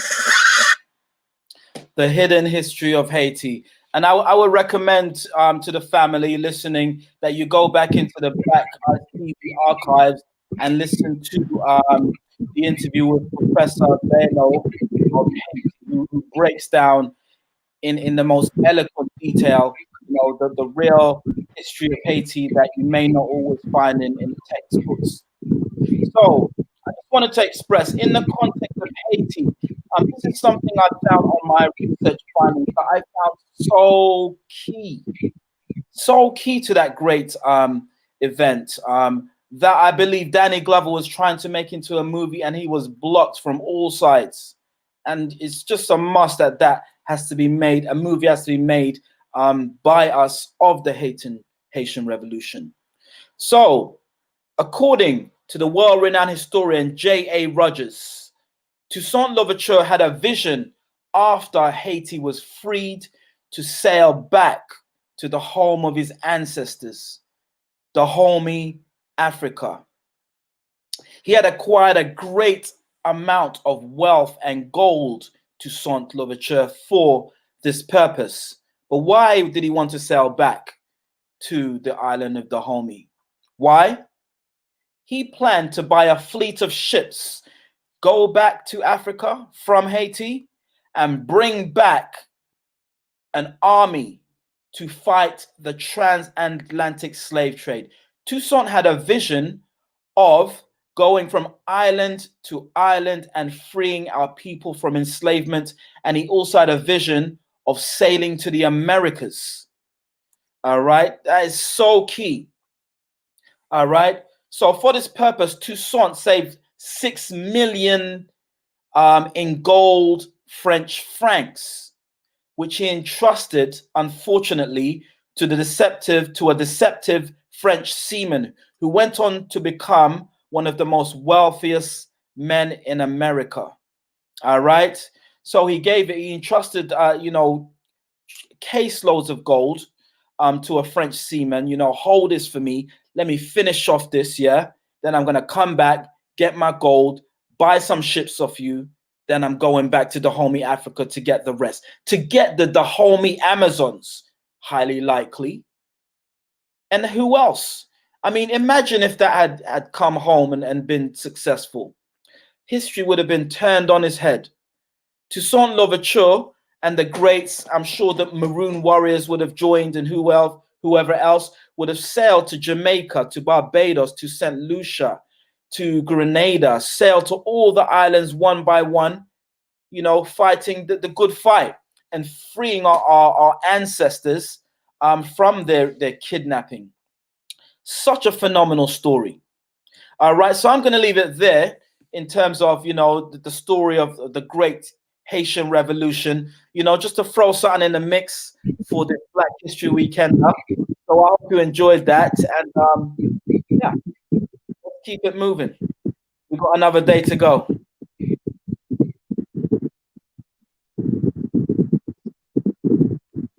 Blessing, my brother. I fully enjoy that brief history of Haiti. I was hoping that you would have also mentioned Taki and Bookman coming out from Jamaica, lying and joining up with Haiti that created the greatest revolution.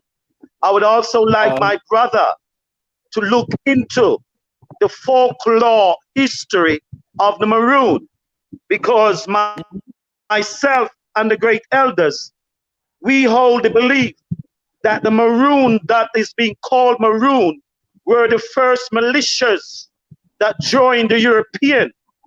Because when we look at the treaty that was signed in Jamaica, the Maroon are the one that had to defend the British from any attack. They also had to run and find the runaway that escaped from the plantation. So the narrative that has been presented by the so-called pirates of the Caribbean, the European, confusing the Maroon. Remember, the name Maroon in Cameroon means wild pig, and the name Maroon in Spanish means wild man. And when we look at the history of the Maroon communities here in Jamaica, all of them had to relinquish their African names and they were given European names. And when we look more closely, out of these names, so-called black loyalists that was only loyal to white supremacists, that is how they chased down Paul Bogle, Sam Sharp. You will find that we now need to retell the story of our African people in the Caribbean. You'll find that we now have to put forward the true narrative of the true story, because there was no Maroon. There was the Ashantis. There was the Dahomey Kingdom. And as you know that, Many Africans went back to Africa and settled in Leon and many parts in that area of Africa. So it now gives us the opportunity to tell the true Caribbean story and not listen to the European pirates of the Caribbean who tried to divide the African in all different shapes, forms, and fashion, including this story of the Maroon. Why would you sign such a treaty with the British that says you must protect the British if they are invaded by we? True. Why is it you a treaty that agreed that you will change your African name and take on the identity of European enslaver? Why would you sign a treaty that you had to go and run down the runaways that came from the plantation? Why did you sign such a treaty when such a treaty to we is the first militias that call themselves Maroon that was created by the European, the first militias that continue to separate us in the Caribbean and our fights on the plantation. So it is time, my brother, I would like you to look into the true history of the Maroon. And you yourself, I would like you to come and give us a presentation of your finding, because the history of the Maroon story doesn't make sense. Rich, is share screen on, Rich? And I'd like to talk, my brother. Yes, my friend. Rich. We need to redefine our history here. Is the share the screen history on? of the Caribbean. It is a folklore history of the Europeans. That's what it is. You're not sure. Without apology. And I'm not having a go, because remember, amongst every nation, Satan have no preference of color. So when we know that within the African, there are those who betrayed us, my friend. That is why the British were able to build such a fort in Ghana for the gate of no return. Yep. And we must now retell our story, the real story of the African enslavement and the true liberators that fought relentlessly against the European enslavers. True. That's right and exact. I mean, that was just a snippet of the actual lecture. It goes on for days. I went through all the greats. I just thought I'd pull this up for you, beloved elder, because the next slide. Thank you, my son. Thank you. Bookman Dutty. Now, what I love about this, I'm not going to go into his story because of time, but what I love about this particular image is it's a real picture of Bookman. Very rare that you see our greats in a real life photograph. But as you can see from this image, if you saw this great warrior from a distance, you would run the other way. I mean, he looked like he don't play, you know. But yeah, he sailed over from Jamaica as a Maroon freedom fighter to Haiti and actually kick-started the Haitian Revolution with another beloved queen called Cecile Fatiman. And they kick-started obviously in ritual, as we used to do. They had a ritual of voodoo ceremony because they were both voodoo priests and priestesses in their religious culture. And they summoned the ancestors, and then they went to war, to freedom. So Bookman Dutty has to be mentioned in the context of the Haitian Revolution. Bookman Dutty from Jamaica. Wonderful. And we must remind our listeners that Obia is not evil. The true nature of Obia is to do good. But there are people who are evil who use it for witchcraft. Witchcraft is different to Obia. Right? So let our people start to realize that Obia is not evil. Obia is good.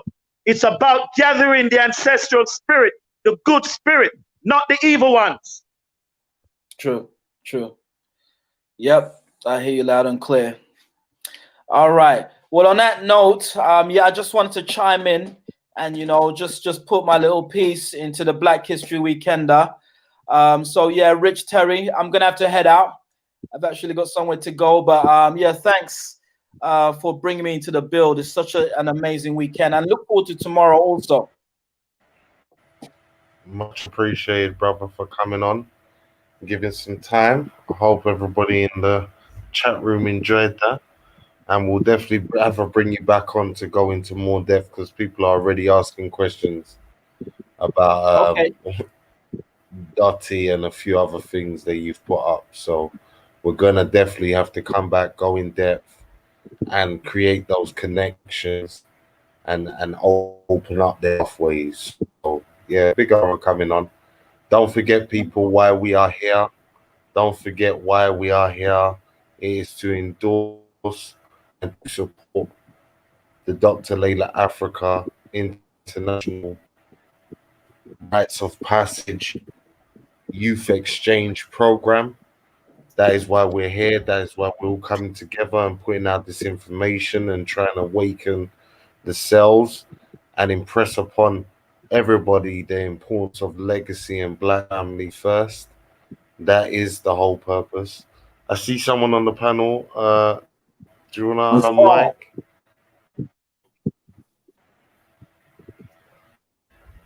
That's Brother Asar. Brother Asar, are you there?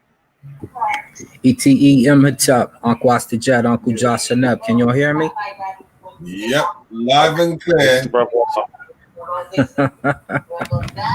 Uncle Astejad, how y'all doing? We was over here talking to my nephew. Hold on, let me step out over here real fast. How is the family doing in the UK? We're doing good. We're doing good. Did we celebrate Marcus Garvey today? Yeah, Marcus Garvey his love already. Yeah. We're all about the Black family, and I want to hear your contributions to the Black family in forms of history. In the forms of history.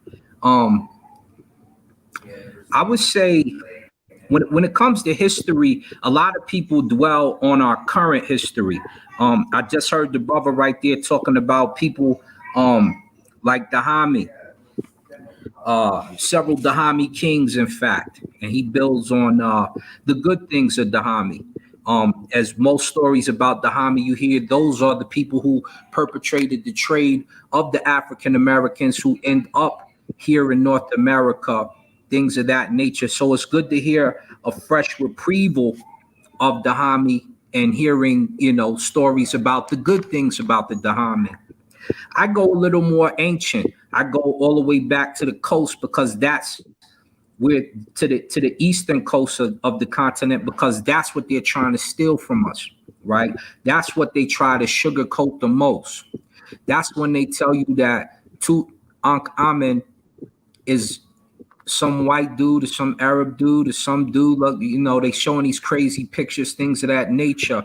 But we know from the mummy, he's still got the bucky teeth, just like an Ethiopian. He's got an Ethiopian face and what have you. So I go back to that area right there. I start to rebuild on the Maasai clan and how they still have the Ilisar clan amongst them. And you still have the women amongst them who do medicine, like a Hemet Necheret, and how the Hem Necher or the Ilisar clan still do the same thing. They still tell the mythos. They still tell the stories. They still have mythos about the earth being a man and the universe around it being a female. So you know who the original Ramech are, original Egyptians, right?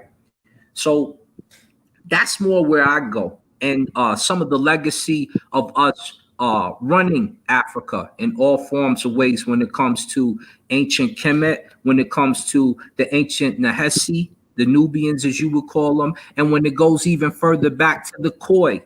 When we talk about who they say the Khoi San, but we call them the Khoi or the Kuku people, if you will. When you talk about Kagan and Ku and his sons, different things of that nature, when we talk about the mythos. And I just brother, got you can't. so I don't have a presentation. I'm just pulling from my brain. I'm still in my robe. Well, that's what I'm trying to say. You jump straight into the information, but tell the people who you are and a bit about you. So there's some context because you're dropping bars straight away. So let's know who's dropping the bars because like your old school family for Black Eyes TV7. Yes, sir. This is your brother, Asaram Ka. I'm a Winwet Wab, which is basically, or an Ami Unut, if you hear, which is an hour watcher, which you see on some of the ancient walls in ancient Kemet, if you will. What we're known for doing is things. One is keeping the cosmic solar time, right?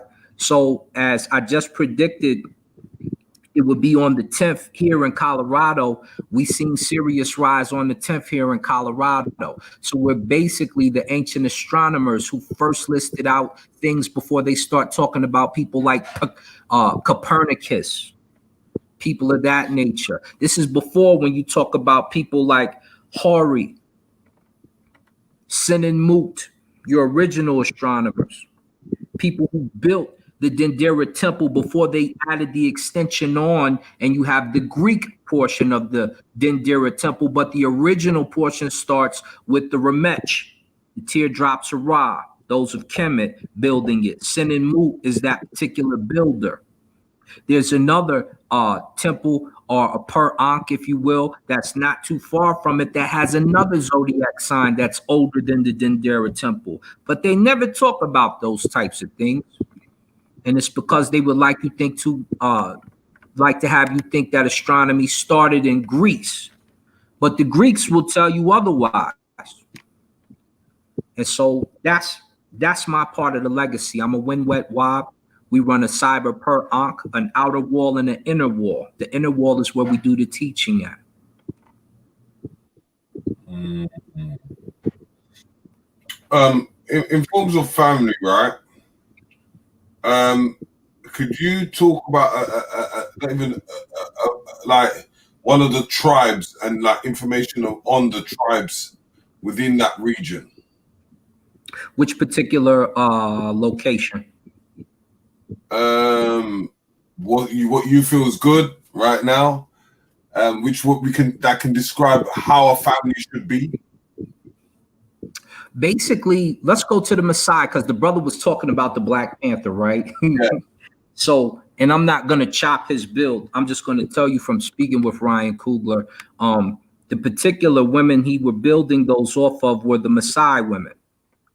And it's because he spent time in the Maasai area and he talked to the different clans of the Maasai. And he, matter of fact, I think he does a interview about it later. I had talked to him directly, but he does an interview about it later. And he's telling you when they came through the city, the people are looking to see if you're healthy and strong, different things of that nature. So health and wealth is a big deal over there amongst the Ilisar. The Ilisar family was crazy.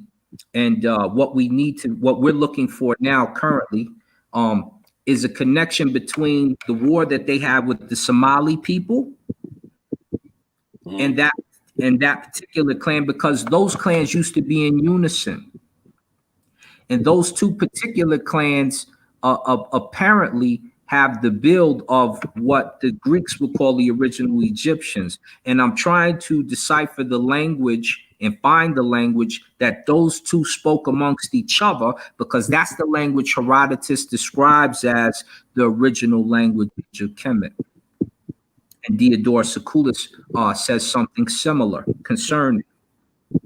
But also our ancient records in not Hadi Wafa, what is the there's a spot in Cairo, it's Saqqara, and it's I can't remember the other location. It says something about that language being the language of the originals. And so I'm trying to dig that up now. So that's pretty much what we've been doing. But concerning that type of clan and family, number one, we have a rites of passage, right? And you'll notice something in the new neighborhoods. The rites of passage is to be gangster. It's to be hard. It's to be tough. That's not the rites of passage in Africa. That's not the rites of passage for your ancestors necessarily. There are rituals of that nature, but those aren't the originals. The originals would be you showing the ability to gather, would be you showing the ability to hunt, and having the best dance, jump dance in particular, to gain a beautiful woman. Having the skills to build a house. Having the skills to be productive amongst your community by saying some of the best things, not always tearing each other down. These are the spiritual foundations that build family and a real community. When your aim is to only be a gangster, you have no business in our community, because that's not a black action, really. Blacks act gangster when it's time to defend something in our natural habitat. When you come over here to America, you've been conditioned. You are always on the defensive. But at some point in time, you have to psychologically reprogram yourself to not attack everyone around you, especially your own. And so when you reprogram your mind, which is why we promote Remet spirituality, because there's jewels inside the Sabiat text, which will reprogram you for righteousness. Most of you haven't done that. And integration, which Marcus Garvey was against, is what got you here today. With no disrespect to any other culture, but your integration, you being around Europeans, you being around Asians, you being around Latinos, you being around this, you being around that, has you acting how you act today. Because back in our time, especially the time before me, I'm only 45, but the time before me, black folk wasn't committing suicide like that. Black folk wasn't doing random shootings like that. Black folk wouldn't steal so much like that. It's not that we didn't have theft. Some people were broke and they would do what they had to do. But the aim was to make the community stronger so that you would last longer. But now y'all popping pills, y'all random shooting.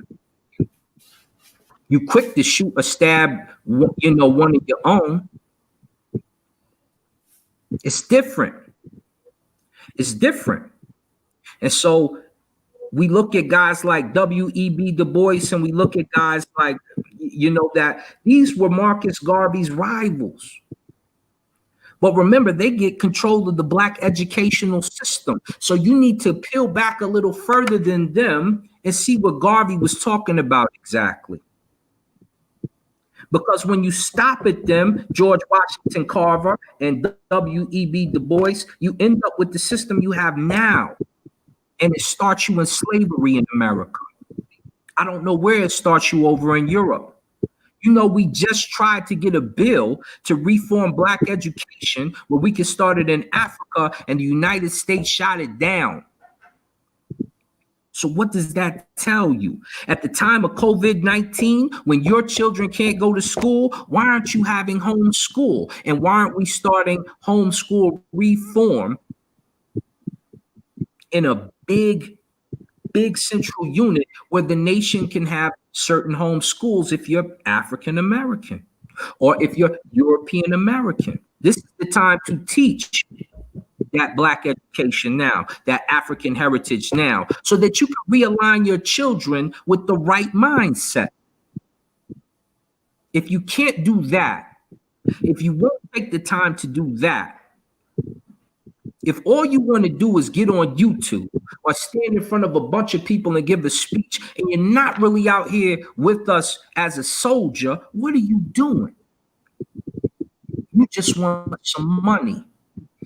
And so you'll present your program that does nothing, or your book that doesn't move us anyway, or doesn't retell history properly with historical facts, or whatever you're doing. It's to make money, but it's not to build the family. It's not to reunify the black community. And that's what's necessary right now. Bringing forth a movement, bringing forth it takes a village mentality so that you stop running outside of yourself to heal yourself. It's very simple.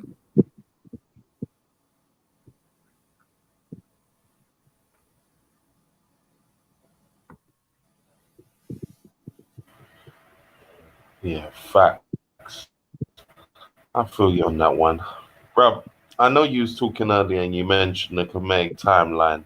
And obviously we know when you've come on and done shows with us in the past. And I was, let me just say now, I was sad that you couldn't join us for the Kemetic New Year show. But in relation to history and Black family and Black legacy, speak to the importance and the relevance of that time subject matter that you deal with. It's so important to know the correct time and the right mind frame, because when you deal with one of the reasons why you can't connect with Africa, for instance, is because you don't have a real sense of what they need. But when you know that ancient Remech calendar like that, you're in contact with the farming out there. You're in contact with the produce, especially for Black vegans, things of that nature, or those of us who are trying to start grocery stores in America or in Europe who are African. You need to know what time they're on so that you can get the right harvest, so that you can know what to order, so that you can know what to produce and what have you. You'll also be aligned with the universe properly. Your soul, when it's out of alignment, is out of whack. Or you know how you feel when you're out of whack. You wake up, you gotta add what's today? You know those types of days. It's almost like you have dementia on that day. You just don't really know what's going on. You're out of tune with the universe. It's important to be in tune with the universe. Someone like me, who will pour the libations for Aku who are passed away, for different family members, different things of that nature. Burn the incense for your family members. These are the things we do in the Per Ankh. No different than our brothers who are Orisha, etc., etc. We have to know. We have to know the time. We have to know when it's truly New Year. We have to know when it's right to mate. Things like the WAG Festival, which happen around this time. We have to know the proper time when to call to the ancestors. Things like the Kaher Ka Festival. We have to know the original things that they did at those times around December 21st, when the sisters called back to Asar, meaning that the season, the days are going to get longer from then on, because it's switching from winter to the summer days, and why they used to have the tree in the house, which emulate through Christmas, and why they had presents under the tree in ancient times for the illness. People don't know that type of stuff. You don't really know where these things come from because you don't really study. Like I said, they come on here, they want to sell it. They do all types of stuff, but they don't have a reason for aligning you with these things. So time is important, not only because if you're starting grocery stores out here or you're vegan and you're actually doing business with Africa, you can know what produce is available for you at that time. You can align yourself properly with the universe. You can celebrate the correct holidays. You can stop doing Christmas and all these other holidays that are meaningless to you, and you can start getting in unison with your African culture. You can remember who you are and be in the SAR and realign yourself with the universe properly.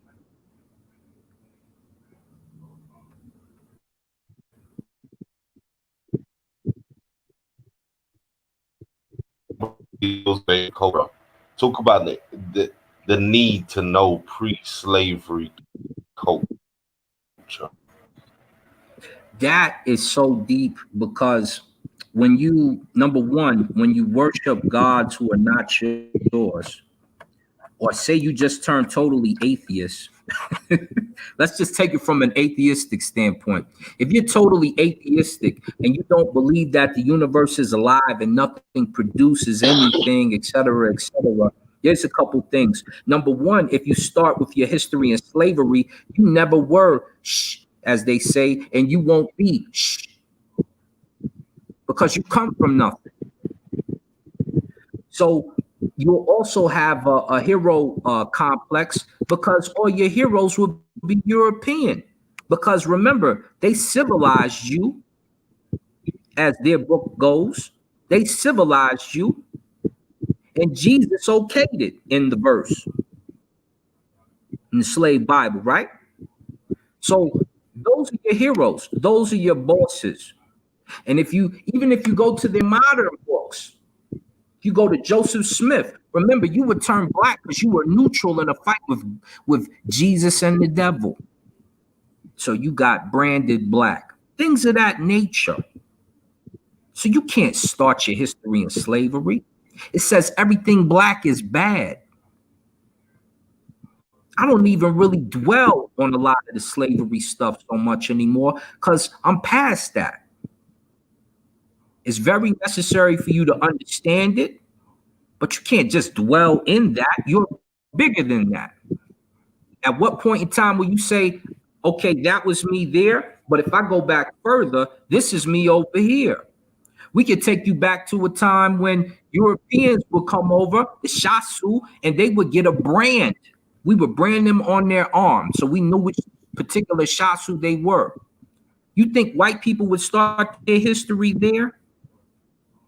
You know, the first time you hear of El, for my Hebrew brothers, the first time you hear of El is Rob putting his foot in his behind.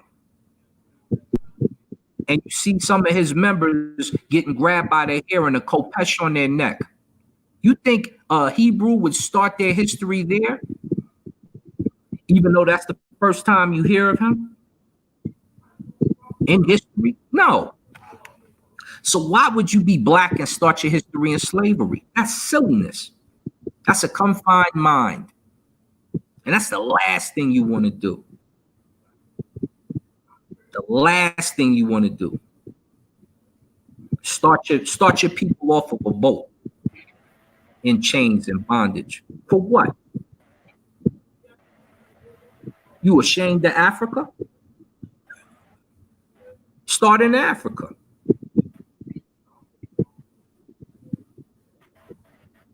Brother Ross, yes. Let's unmute your mic. Blessing, Brother Terry. I'm listening intently to what our brother is saying. We're in agreement, right? The African history cannot be started from enslavement because enslavement didn't teach us anything about our history. It subjugated us. You know, many of our people do not realize the impact of slavery and the hell that was meted out against the Africans during the European enslavement. You know, many of our people do not realize that our religion that many of us are taking on, all of those religions were created by white enslavers, from the Anglican religion of King Henry VIII, right, to the Protestant, to the 7 Days Adventists, the Baptists. And we're not fighting against religion, but our people need to understand that these interpretation was what was meted out against our people on the plantation. And we are being so psychologically, spiritually damaged. That is only way that we can break the shackles of emancipate yourself from mental slavery. We have to reconnect to the African history when we were the great creators, the great civilization builders of all nations. So that is what I'm fully in agreement with. You can never emancipate or liberate yourself from the plantation, but you can do it if you start to reconnect to the African. And that is why our spirituality is so important to the true African, the definition of it, both in antiquity, throughout the time of ancient civilization to the modern 21st century. And we, true African, we have that in our DNA, a natural thing within our DNA, it's in our blood. And it was only going to be a time, within time, and what we're seeing, the 2012 revelation, remember, Ethiopia has maintained the ancient calendar that has maintained the revelation of Christ, the 2,000 years of Jesus Christos. When you look into the revelation, everything is in it, right? COVID-19 and the different viruses that was going to be genetically created, whether it's going to be sprayed in the air, whether they're going to poison your waterway, or whether they're going to microchip and inject it. So these are the things that we need to now overcome, because repatriation is our only solution. You know, we cannot no longer continue. That is why Marcus Messiah Garvey is so significant when he says Africa for the Africans, both at home and abroad, and Europe for the European, China for the Chinese, Asia for the Asians, and so forth, right? This is now a reality. This is no more a discussion. This is now a reality, and we now have the opportunity, in order for the diaspora that has now recognized who they are and where they're from, and we're now seeing it happening during this dispensation, where the African and the diaspora, both indigenous Africans, we're now coming together. And what we're now working out here in Jamaica is the first direct flights between we and the continent of Africa, because the shortest distance between the Caribbean, which happens to have the majority of the Africans that was enslaved right across Americas into Brazil, Colombia, all over. We now need to have our own direct flights.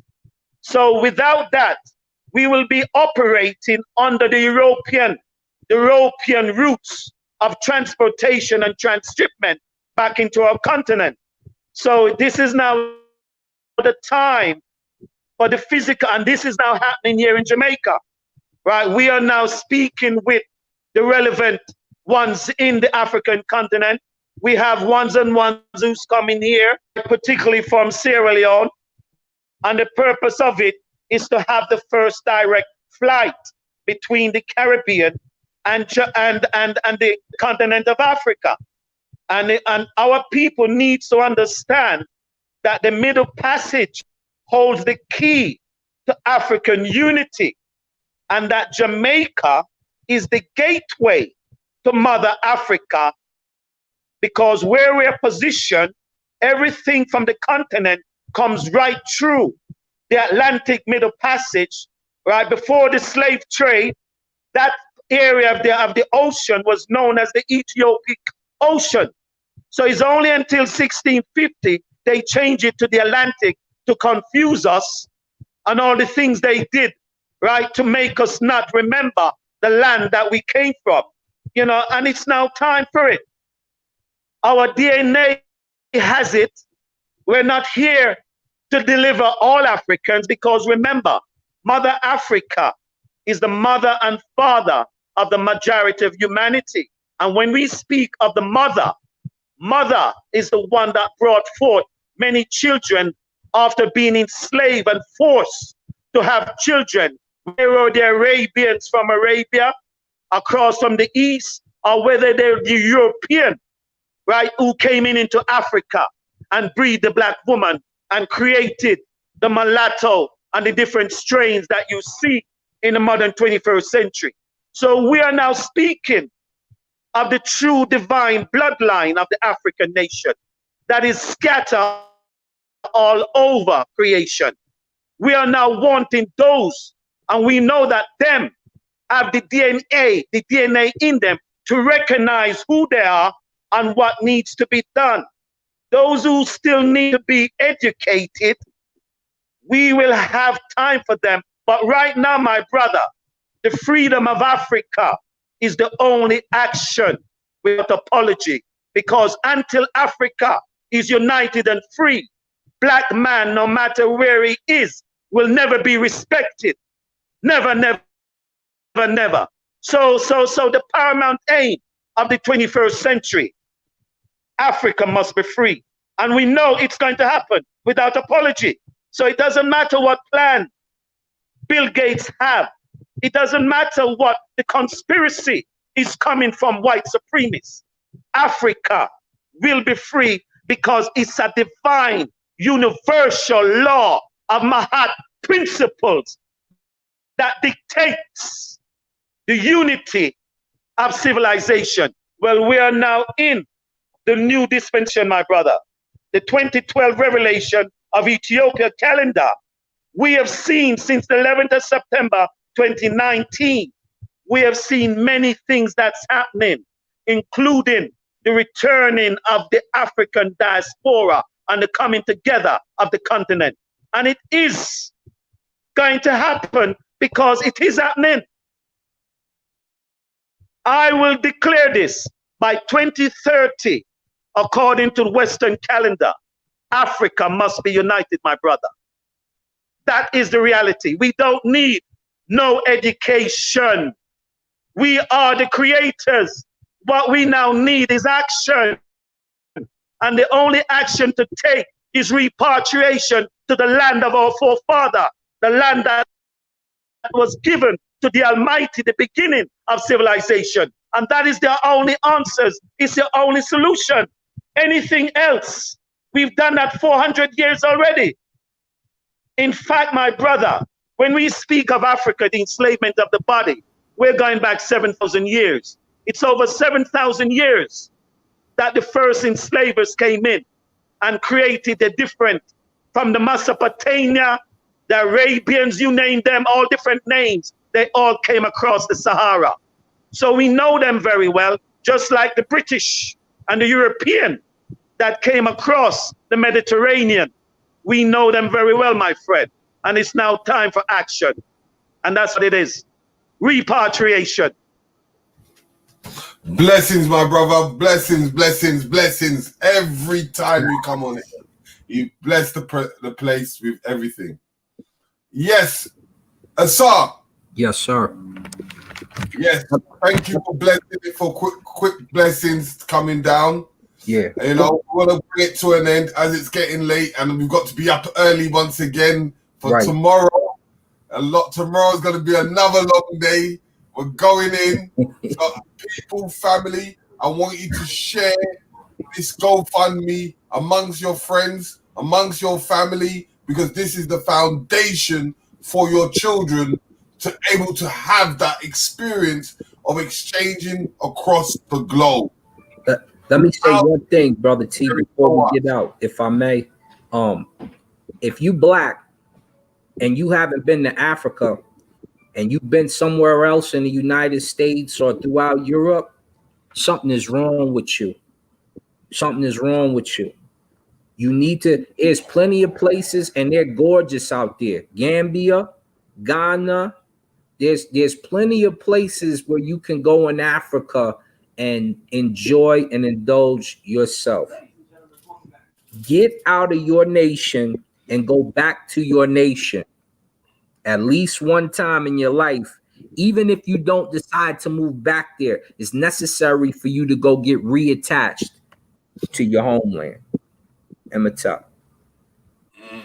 Peace and blessings. Perfect words, my friend. Perfect words. Brother Rich. Yeah, boy, it's been a long day, but it's been a constructive day.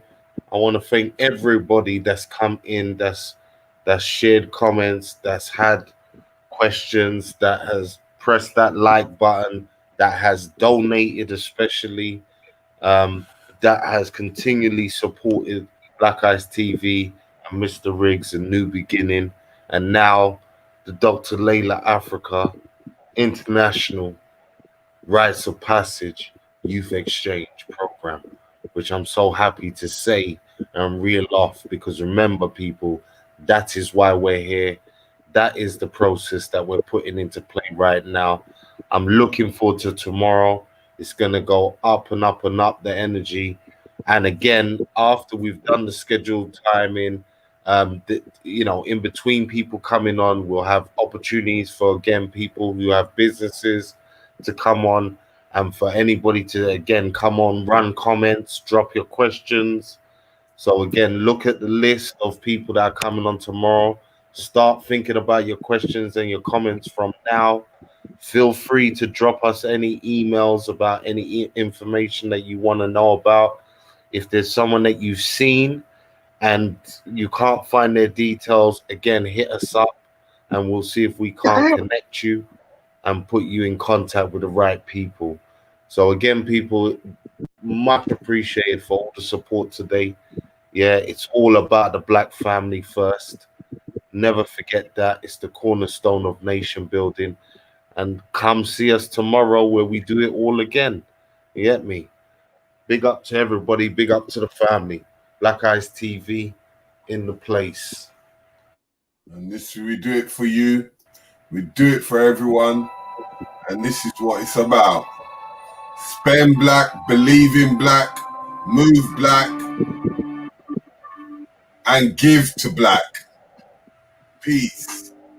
Love you, family. Peace.